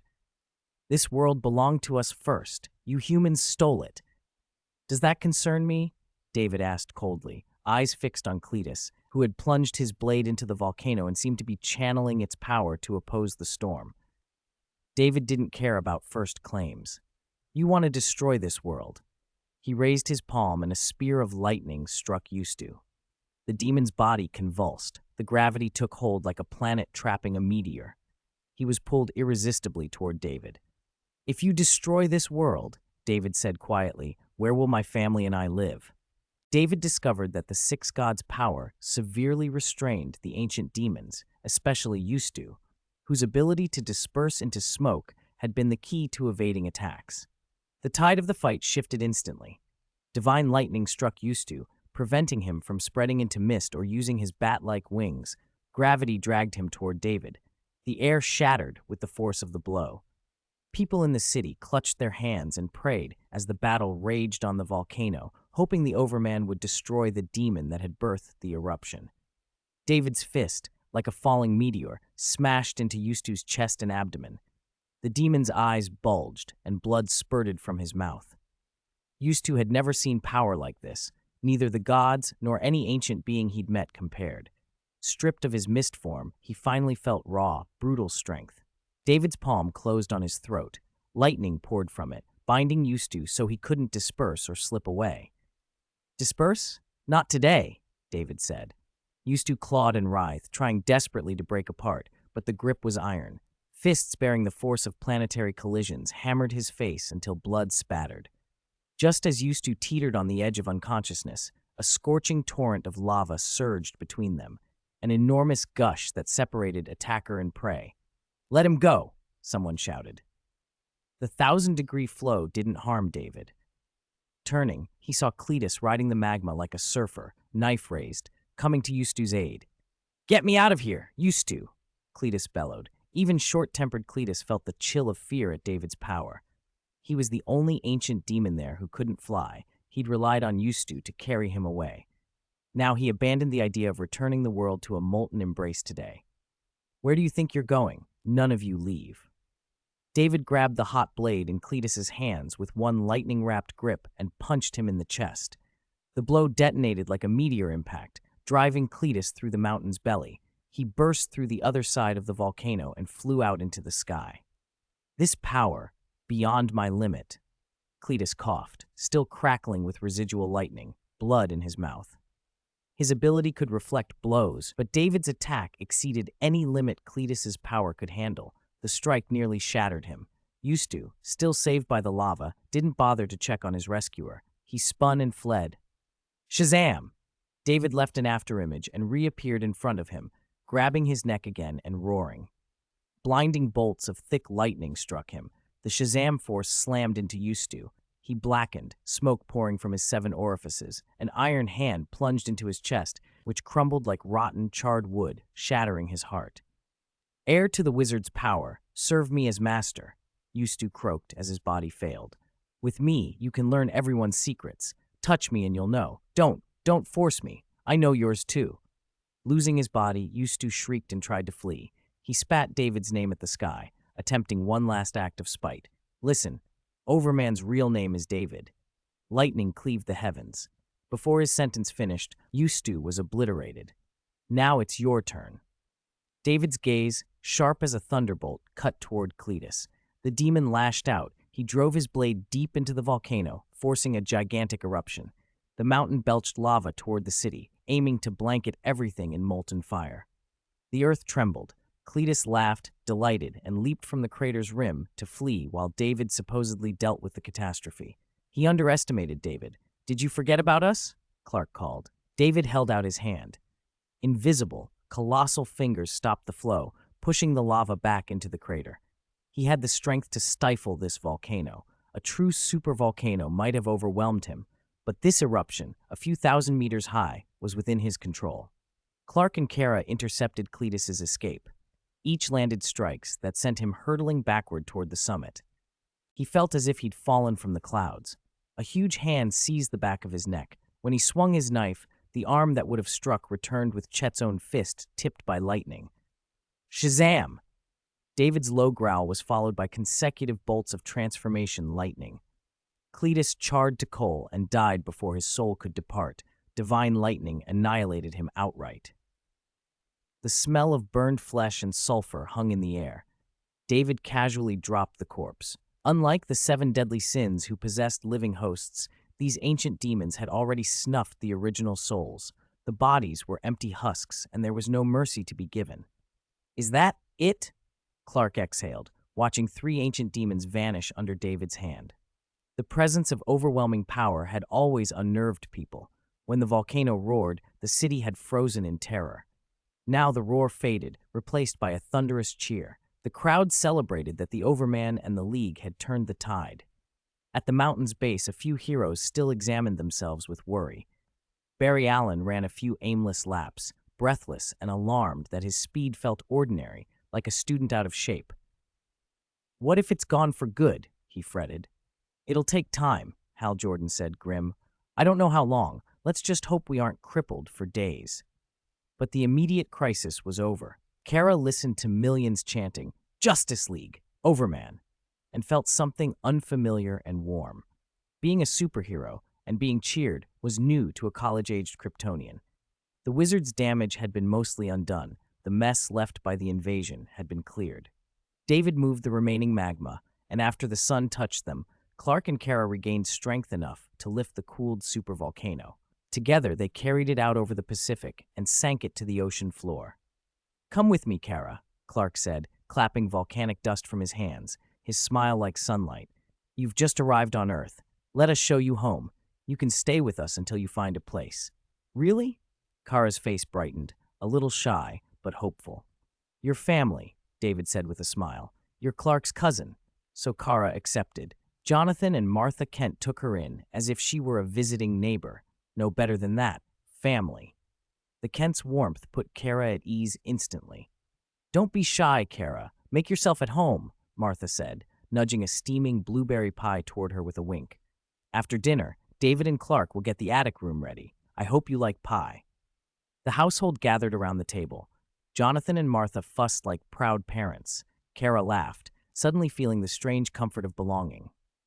Many light years away, in a dingy mercenary bar that smelled of oil and old liquor, Lobo woke from a stupor on a battered sofa. The huge, shaggy Charnian rolled over, growled and swatted a barmaid away. He bit a thick cigar, rubbed his temples, and complained through a hangover. God's damn nightmares again. A tipsy patron on the next couch called, Lobo, you're dreaming again? I hate dreaming. Lobo laughed, then slammed his fist on the counter. The bar counter cracked. Last night, I was surrounded by 1,000 enemies. I blew up 998 of them with my shotgun, but I couldn't catch the last two. It pissed me off. Others in the bar snorted and chuckled nervously. They knew Lobo's legend, a living massacre who had driven his entire immortal race on Zarnia to extinction. He considered himself the universe's apex predator, and he enjoyed boasting about it. An elegant alien woman with a beast-like head entered, flanked by heavily armed guards. She was Harley, Lobo's agent. "Morning, Lobo," she said, smiling with fanged teeth. "I've got a job you can't refuse." "No killing?" Lobo's interest piqued. "No," Harley said. "Capture. Bring them in alive." Lobo's eyes narrowed. "So who?" Harley didn't bother with theater. "Two rare life forms. One is a Kryptonian orphan on a blue planet called Earth." Lobo's cigar tilted as a real excitement flashed across his brutish face. "A Kryptonian?" He lowered his hands, and a dangerous grin spread. "I've smashed heads of 17,000 species. I've never tried a Kryptonian.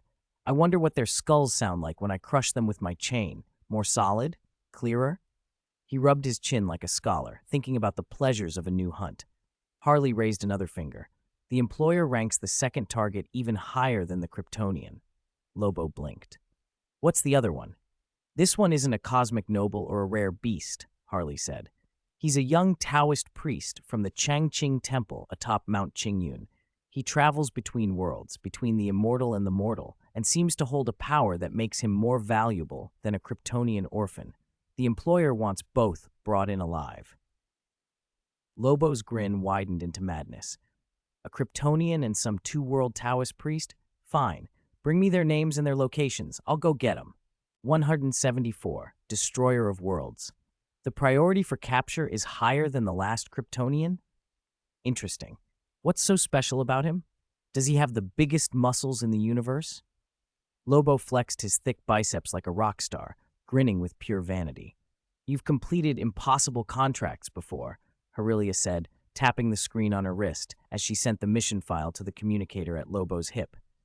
"People call you the most formidable mercenary alive, but this is different. Take it seriously.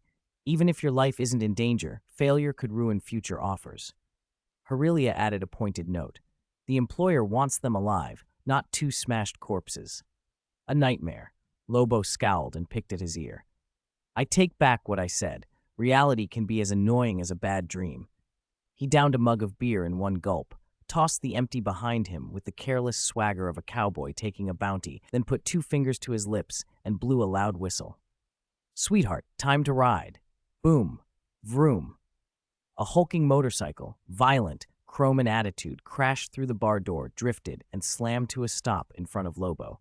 The crowd scattered in panic. Dressed in a black studded jacket, Lobo swung onto his space hog, twisted the throttle, and shot out into the starry sky like a streak of light, aiming for a space jump. "Hope this one's fun. This mission is our first. We cannot fail." Inside a skull-shaped ship, a woman nearly 2 meters tall stood with ashen-gray skin like ash on bone and long hair the color of dried blood. Her nose was blunt and leonine. Her black eyes showed no softness, no pity, only a crushing, fierce presence. She slowly wiped a broadsword the size of a doorway and spoke in a low voice, reminding her companions, "Master woke us from the lab and gave us new life. We must not disappoint him, even in death." Combat, slaughter, conquest. They've been in our blood since creation. We hold the power of gods. The Kryptonians made us to do what even they could not accomplish. A towering beast with a leopard's head and a human torso, fangs like saber-tooth, claws like daggers, extended a talon. Cold brutality glittered in his eyes. "Ryan, you needn't worry. My talon can rip Kryptonian skin. Even a Kryptonian bathing in a yellow sun would be as helpless as a lamb before a tiger." "Planet Destroyer, that's what they call us," the woman continued. "We were stitched together from the genes of mighty cosmic creatures they captured. They feared our power, so they made us, but did not dare to awaken us." A slim female with a dinosaur-like head, covered in small green scales, with 2 tentacles ending in scorpion stingers instead of arms, let out a venomous sneer. Her toxins could turn a planet into a dead world. Why did Master put out a bounty for that mercenary to attack the target and make us wait in the shadows to react? We could finish it ourselves. Unnecessary procedure. The fourth of them floated a little off the deck. slender, ambiguous in gender, skin an eerie pallor, energy wings flaring behind its back like a fallen angel. Its voice was clipped and precise. Master already set the plan. We only need to execute it. The genetic variant called Overman, the Kryptonian Orphan, and Lobo, these three are the biological samples Master requires for his path to perfection. The broadsword was clean.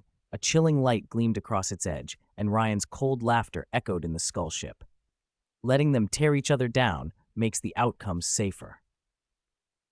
How are you settling in? David and Kara walked the woods beside the small town's farm. Kara had been staying there a few days, and David, who knew something of her noble Kryptonian origins, asked how she was adjusting.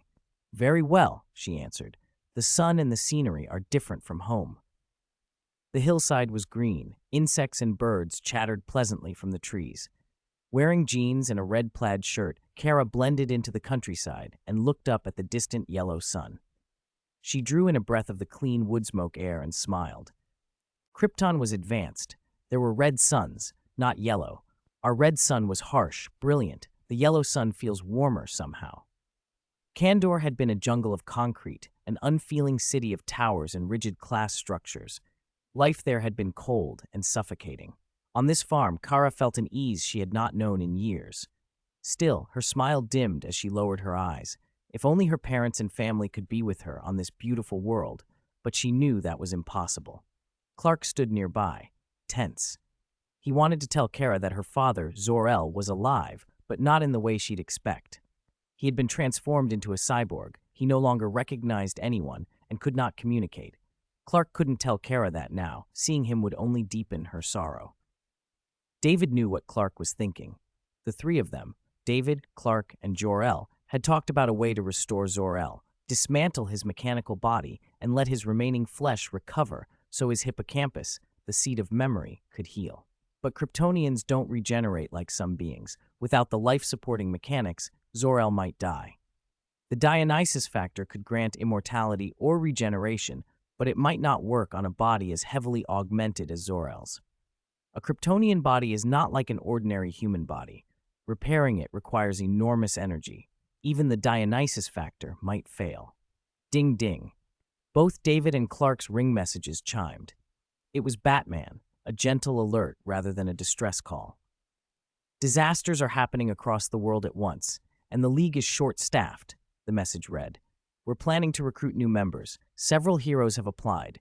Come give your opinions, review who we should admit to expand and strengthen the League. Clark looked pleased, then puzzled. He was fast, but he couldn't be everywhere. Is the League recruiting already? That should help ensure faster responses when disasters strike. David nodded, but his expression hardened.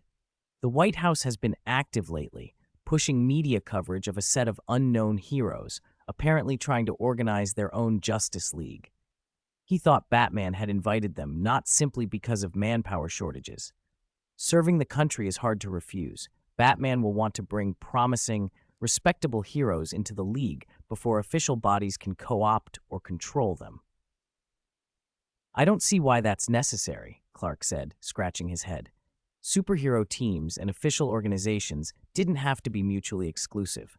But after dealing with Batman enough, Clark understood the man's habit of preparing for the worst, even if his precautions sometimes made no sense. David looked toward the farm and then back at them. Superheroes have always existed outside the law. To governments, unregulated powers are intolerable. If the state feels it can replace or control us, conflict will follow. Once the conditions exist to do that, the clash is inevitable. Something came up at home, so I'm taking a day off. I'll make up the missed updates gradually. 175. Select new members. So we need to add more chairs? In the Justice League hall, Barry Allen looked surprised. Some new friends. How exciting. How big are we expanding? Do we need a new table? Arthur, still carrying the smell of seawater after breaking up a coastal arms deal, sank into his usual seat and scanned the room. This round table only seats, a dozen people at most? Since the League was founded, we've averted countless disasters and saved innumerable lives, Batman said, chin on his hands, his voice grave. But there will always be enemies too powerful for just the two of us. Isn't there Overman? Hal Jordan said around a mouthful of snacks. He should have been watching his sector, but with the League's help, he'd solved problems he might not have managed alone, especially with David's assistance. Hal had almost forgotten the monitoring assignment the Guardian had given him. As an Earthling, he couldn't bring himself to spy on a hero who'd saved the planet more than once. David and Clark, both somewhat interested in recruiting, had come to the meeting together. We should recruit members who can be on standby full-time. Batman glanced at David. David raised an eyebrow. The comment was pointed. Clark shifted slightly, awkward, but in agreement. David's contributions and abilities were unquestioned, but since the League's formation, he'd rarely taken part in day-to-day crime fighting. The meetings he'd attended could be counted on one hand. His absence was normal. We can't rely on Overman every time we run into trouble we can't handle, Batman continued quietly. That's not fair to him. And what if we can't reach him, or he's delayed? Putting all our hope on one person is dangerous. Everyone except David fell silent, thinking it through. They couldn't ignore the problem. If Overman didn't arrive, did they just wait to die? Waiting for rescue every time they faced a crisis was a habit that could cost lives in the long run. Diana, calmly wiping her god-killer sword, remembered her mother's words on Themyscira about the outside world. Frail humans needed the protection of gods, but after leaving the island, she had seen how vast and deadly that world could be. Sometimes threats were too great even for gods. I can't promise I'll be there in time every single time, she said. David spread his hands, also in favor of expanding the roster. The stronger the League, the fewer crises he would have to solve on his own, and he wouldn't mind taking it a bit easier.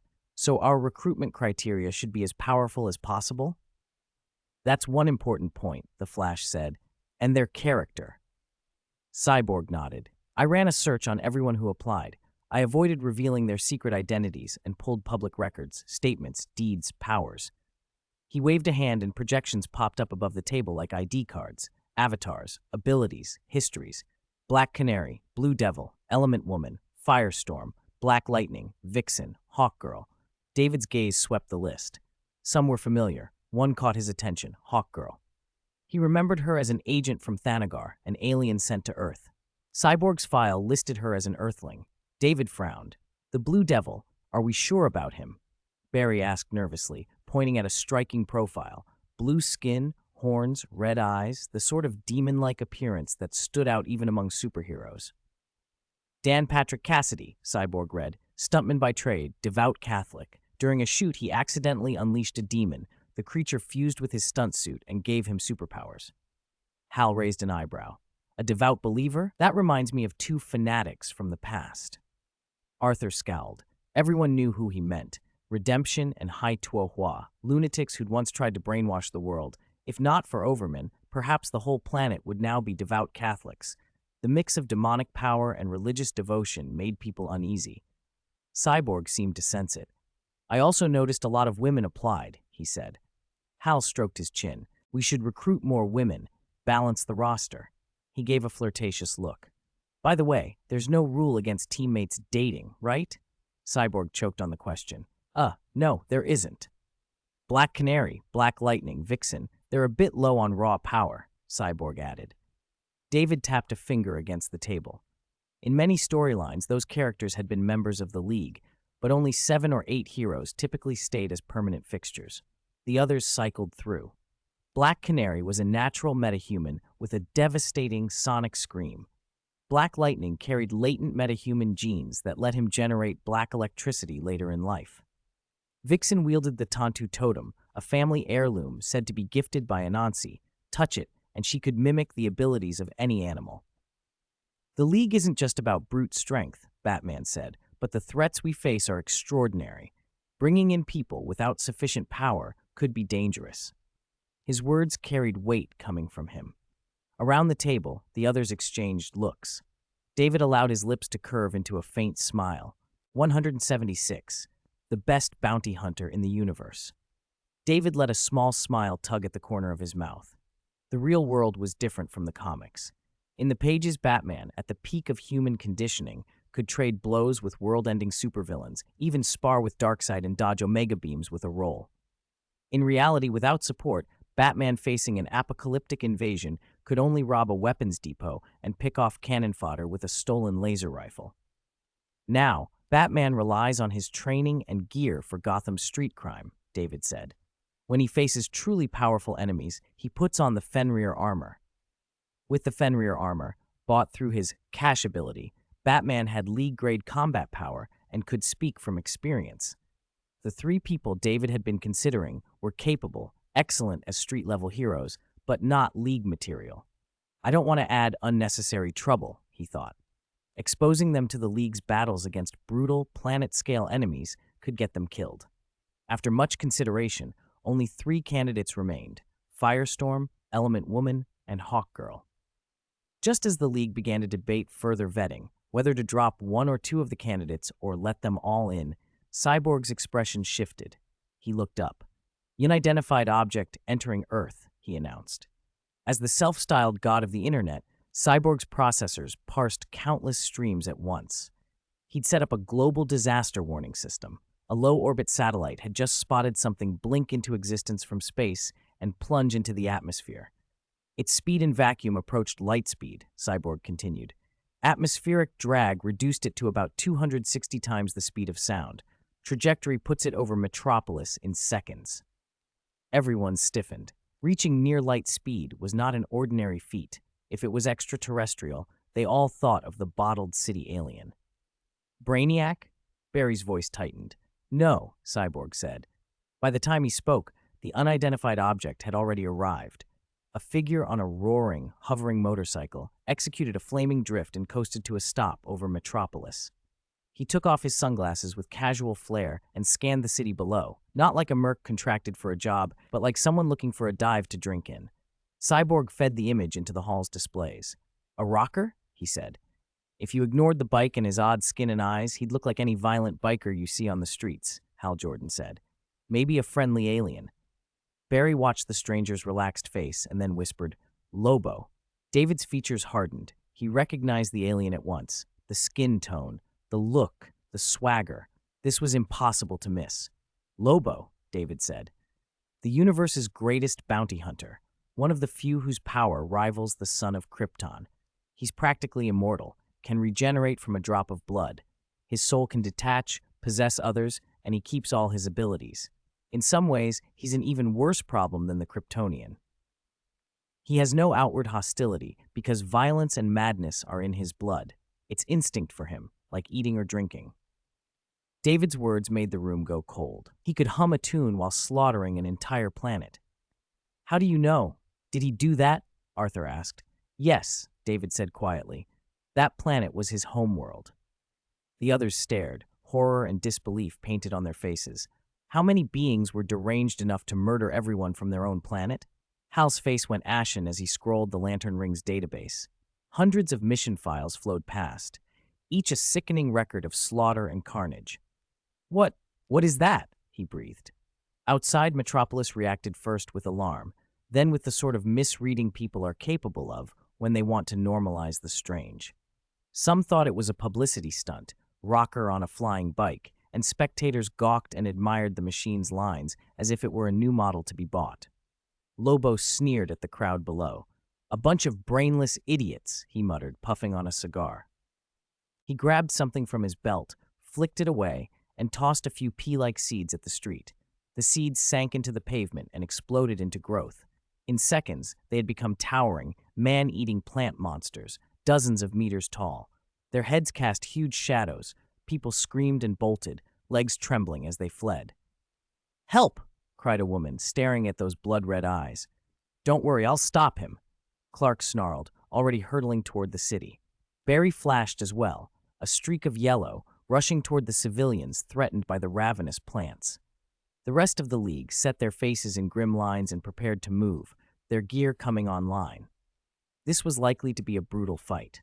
After all, this was Lobo, the universe's deadliest mercenary, a hunter who had ruined whole worlds and completed missions others wouldn't touch. Who could say how destructive he might be? David frowned, eyes narrowed as he studied the scene through his supervision. Lobo was loitering above the chaos, having deployed his bioweapons and doing nothing further, smoking and watching. The arrival had been too precise, heading straight for Metropolis as if he'd known exactly where to land. David rubbed his chin. This was probably no coincidence. What could draw the universe's top bounty hunter to this tiny planet and to Metropolis of all places? Lobo was waiting, as if for prey to come to him. Is he here for Clark and me? David wondered, though he kept the thought to himself, feeling the cold tang of danger settle over the hall. 177. You have nothing to do with Uncle Robert. Whoosh. A terrifying beam of heat vision ripped across the horizon, cleanly severing several giant man-eating plants that had been rampaging through Metropolis. A flash of yellow lightning streaked across the street as Flash swept the nearby civilians several miles away. He came to a stop in a shimmer of friction, then looked up solemnly at the man astride a heavy space motorcycle hovering above the city. The universe's premier mercenary. Looks like we're in for a real fight, Flash said. So the last scion of Krypton finally shows up, the rider snarled. Lobo glanced down at Flash with casual disinterest, then shifted his attention to the figure hovering in the sky. He puffed on his cigar and sized up Clark with the cold appraisal of a hunter eyeing prey. Seems Harry's mission guide wasn't lying, 'cause some chaos in this city, and the target comes running. He shaded his brow with one hand, lounging on his bike as if the world were his front yard, hardly even acknowledging Clark's presence. But where's the other? My contract said 2 targets. Clark tightened his fist. Someone in the universe had put a bounty on him. The identity of the other target wasn't hard to guess.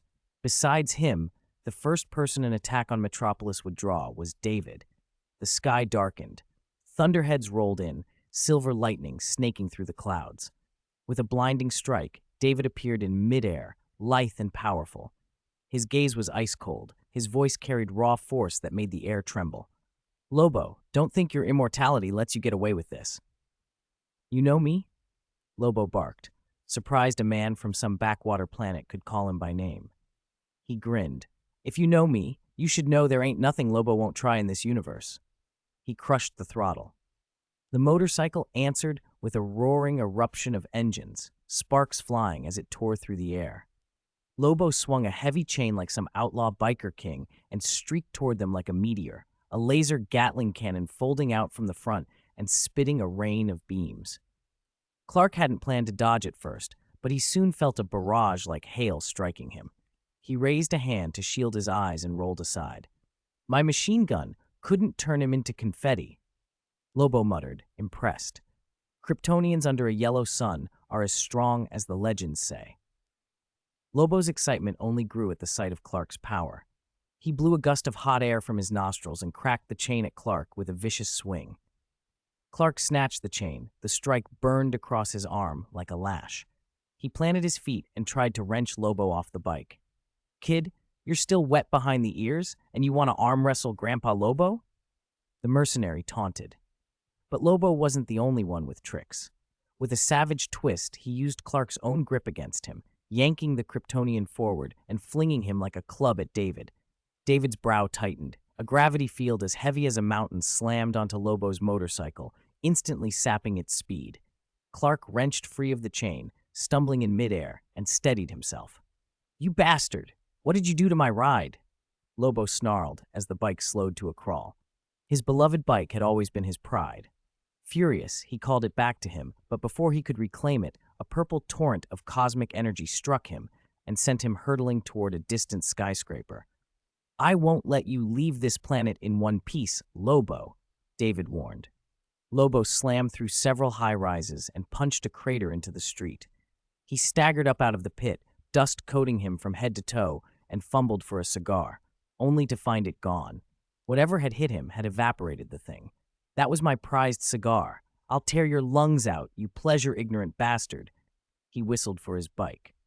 The motorcycle, stubborn and indestructible as ever, came roaring back. Clark unleashed a concussive blow that sent the bike flying toward Lobo, but it didn't dent or explode.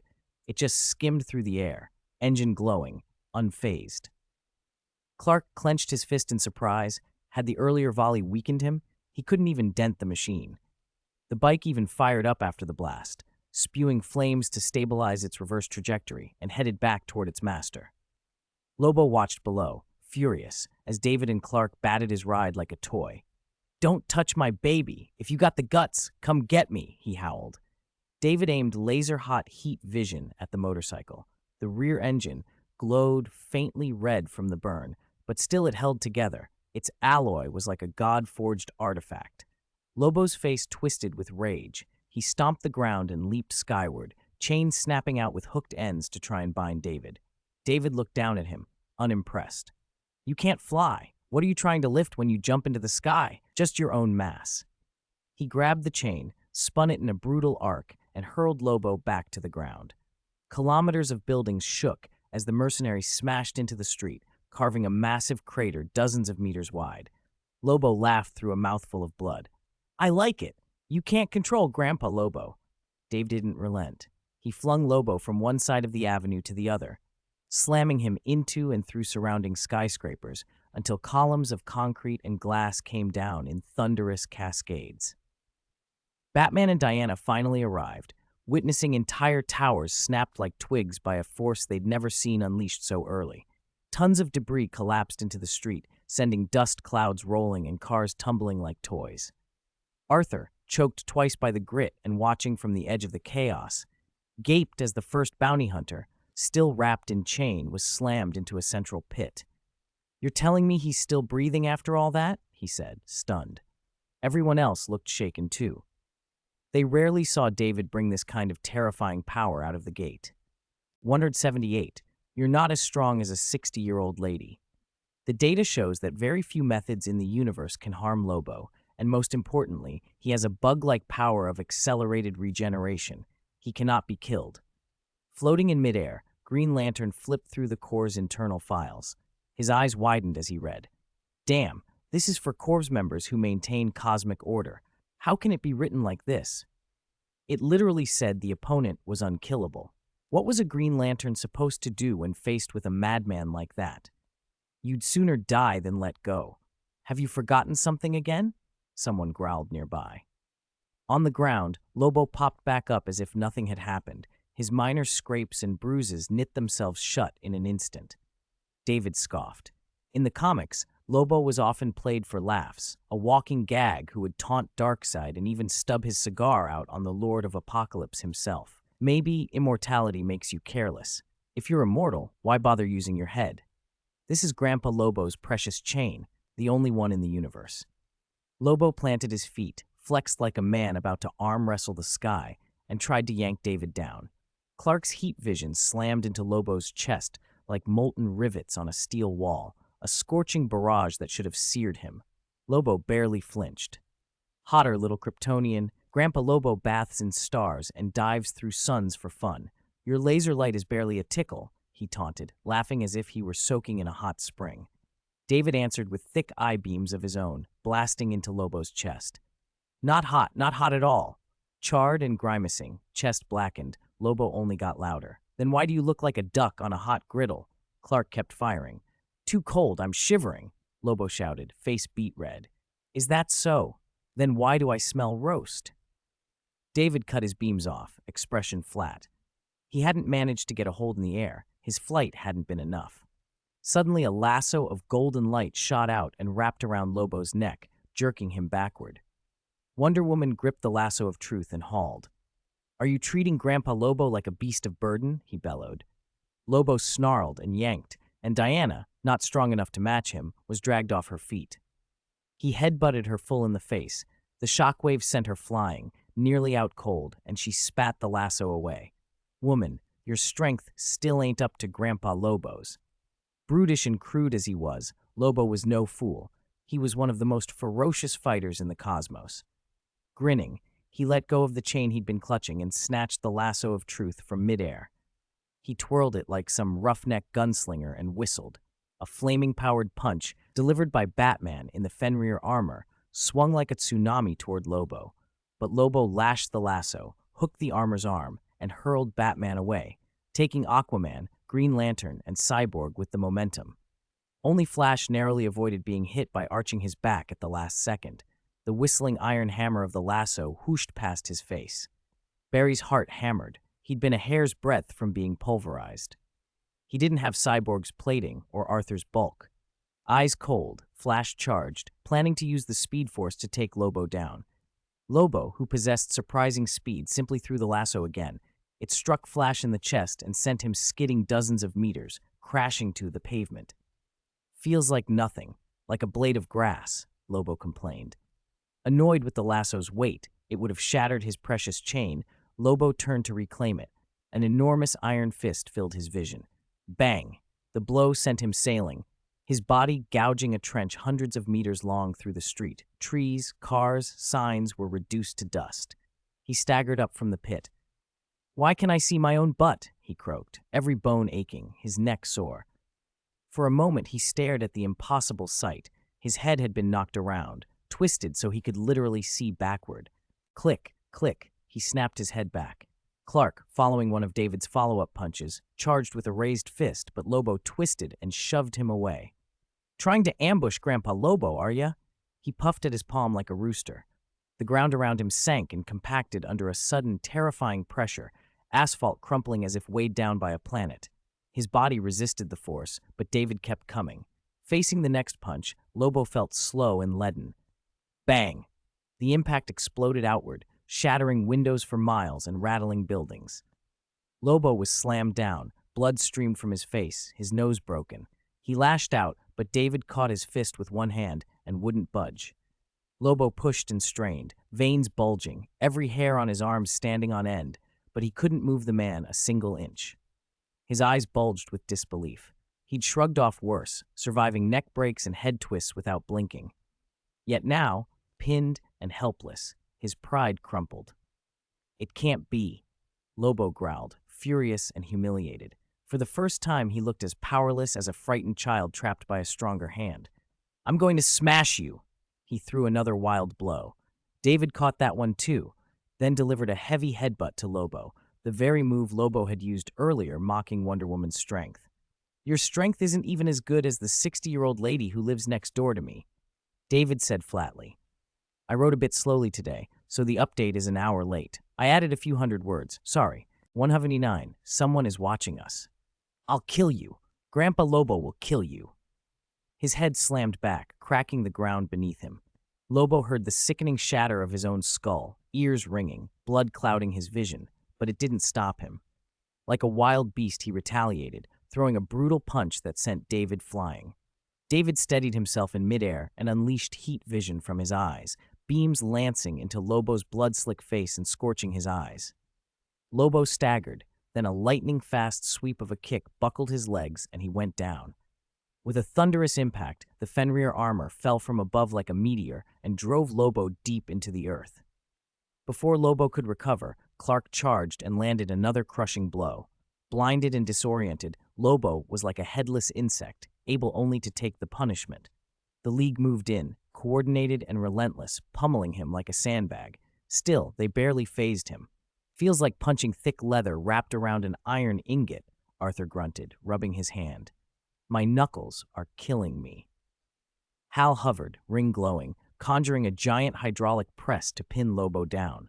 Lobo met it with a single upward punch. The construct shattered like poor-quality glass. The shockwave tossed Hal several times before he regained his balance. Diana charged with the godly shield and struck like a truck, hurling Lobo hundreds of meters through a string of skyscrapers, but Lobo recovered and blasted her aside with equal force. "That's enough, Lobo. Don't think you're immortal," David warned, voice ice. The battle had leveled the surrounding streets. Smoke and dust choked the air. David hovered, expression cold. "Your old Lobo doesn't die even if he wanted to. He's bored and violent, always looking for a show." On the ground, Lobo flipped them the bird, sneering. "What do you want?" "Batman, Diana, step back!" David barked. His body became a cannonball, slicing through the air so fast it took Lobo off guard. He slammed the mercenary into the ground like a sapling in a storm. "Retreat," he ordered. Clark and the others had never seen David so deadly. They obeyed at once. David's anger had reached a new pitch. "A hyena that can't be killed keeps laughing as you beat it. That's maddening." He didn't stop after knocking Lobo down. His fists fell like a barrage of rocks, each strike shaking the earth for hundreds of meters, sending shards of pavement and pebbles skittering. Lobo howled and cursed, but the blows kept coming until his head was a ruin. David rose, blood spattered from his fists, and looked down at the wreck at his feet. For a moment, everything went silent. Lobo groped where his head should be and found nothing. A thick arm reached up. David grabbed it and snapped it off with a twist. The other arm followed, breaking like kindling. David seized Lobo by the collar, rocketed into the sky, and broke through the clouds. From above, he poured out a concentrated torrent of violent energy over an area several hundred meters wide. A searing purple light and a suffocating heat washed over the city. Arthur and the others shielded their eyes and took a step back. Skyscrapers disintegrated under the onslaught. Steel and concrete evaporated. When the roaring energy died down, magma streaked the ground, and at the center lay a glassed, scorched crater. Metropolis looked as if someone had gouged out a massive chunk of it. "If you want to die, I'll help you, Lobo," David said, his voice like a polar wind. Having vaporized any trace of blood Lobo had spilled, David did something none of them expected. He used his power to set up a gravitational sling between Earth and the sun and flung the battered warrior straight at the star. You can regenerate from a drop of blood. What if there's not a drop left? Everything happened in an instant.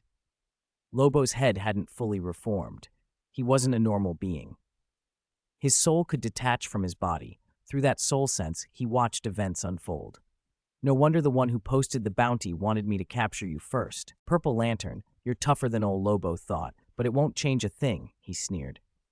Even the sun's core, tens of millions of degrees, couldn't deter him from talking. With half a head restored, he shouted and gave another rude gesture.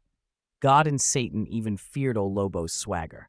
"If I went to heaven or hell, all the girls would look my way and the rest of you'd be nothing. So I wander this universe." He didn't get to finish. David hurled him into the sun. Lobo struck the solar surface with a cataclysmic splash, and the star's gravity began to drag him toward the furnace at its center. Suddenly, the braggadocio ceased. In the unseen interior, at temperatures beyond imagining, Lobo paddled desperately, trying to fight the pull, but there was nothing solid to leverage. The sun is a seething mix of gas and energy. "Damn it, why does your old Lobo smell like fried brains?" he cursed as the pull tightened. The closer he swam, the faster the core pulled. With his head nearly whole except for the crown, Lobo's last thought flickered through his mind before the core claimed him. David waited in silence. After a long, tense stretch, nothing emerged. Through his gravitational senses, David confirmed the body had been vaporized inside the sun. "Is he dead?" Clark asked, catching up behind him. "Not necessarily," David said, frowning. "Beating him is one thing. Killing him? That's another." Even if his physical form was gone, Lobo's soul could possess other bodies and regenerate. David's skin prickled with a new sensation. He felt eyes on them again. He scanned the area with supervision.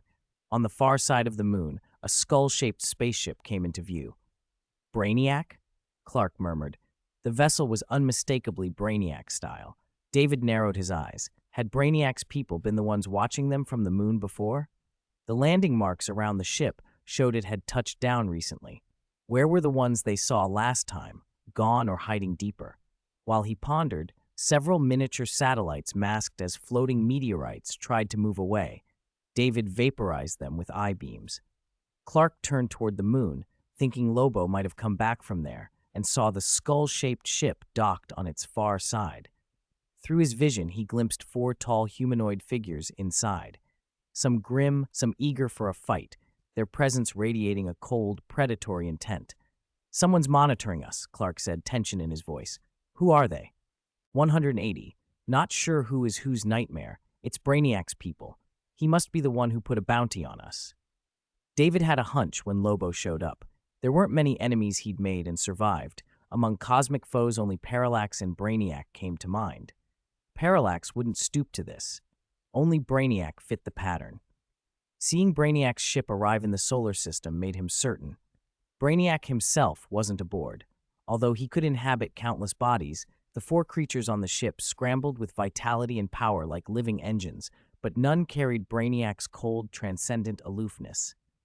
"Put out a bounty, send lackeys, hope we and Lobo take each other down, and then mop up the winners?" David sneered, seeing the trap for what it was. "Overman, Superman, Lobo's motorcycle just flew off. Is everything all right over there?" Cyborg's voice crackled through the lantern ring. After watching David barrel straight toward the sun and grab the immortal bounty hunter, Batman and the others had guessed David's aim: use the sun to kill someone who didn't seem able to die. They didn't know if it would work. When the bike launched away, Cyborg warned them quickly. David glanced back toward Earth. Said he couldn't die even if he wanted to, but he still fears death, huh, Lobo? His tone was hard. Riding with a long comet-like trail, Lobo, recently restored, bare-chested and lighting a cigar, shrugged on his jacket as if nothing was wrong. This universe is great. Endless cigars, endless hot babes. Grandpa Lobo hasn't had his fill, so why would he leave? Clark clenched his fists, realizing what Lobo had done. Hidden in that bike was a reservoir of his blood, a failsafe. Round 2, you two brats. Despair at the might of Grandpa Lobo. Lobo roared, pulling an ion plasma gun and charging, firing as he ran. Watch out! A blast of searing plasma hit Clark's arm. The pain seared like scalding water. Don't underestimate his pistol, Clark warned. On Earth, you couldn't resist me. In space, you've got even less chance. David tilted his head, deflecting another ion shot, and raised his palm, tapping into the gravitational fields between planets. A tremendous pull grabbed the light-speed motorcycle and slowed it. Not this trick again, Lobo bellowed. You're ruining Grandpa Lobo's fun. Lobo was furious, first crushed by absolute force, made to look small, and now faced with the prospect of being killed without shedding a drop of blood. You haven't seen anything yet. A dark gleam passed through David's eyes. He had a plan to subdue this cockroach. Universe tough guy? Lobo, enraged and puzzled at the sudden taunt, had no time to think. The combined gravity of Earth and Moon, redirected by David and repelled by the sun, yanked him down toward the moon. He plummeted like a meteor, gouging a massive trench. Lobo and his prized motorcycle separated, crashing dozens of meters apart. He staggered up to remount, but David intercepted him with a thunderous energy strike. You bastard! Grandpa Lobo is truly angry. Clambering to his feet with his jacket shredded, Lobo looked like a berserk ape. He pounded the ground, leapt, and attacked with unrelenting savagery. David couldn't help admiring it. From Earth to Moon, gravity changes didn't seem to slow Lobo's brutality. Universe's #1 bounty hunter, David thought. He's got a lot of interstellar experience. Clark hovered, eyes sweeping the lunar horizon. Lobo's strength was beyond what the League could comfortably handle, but the last fight on Earth had shown David could cope. His greater worry was the sudden arrival of those people on Brainiac's ship, a potential sneak attack.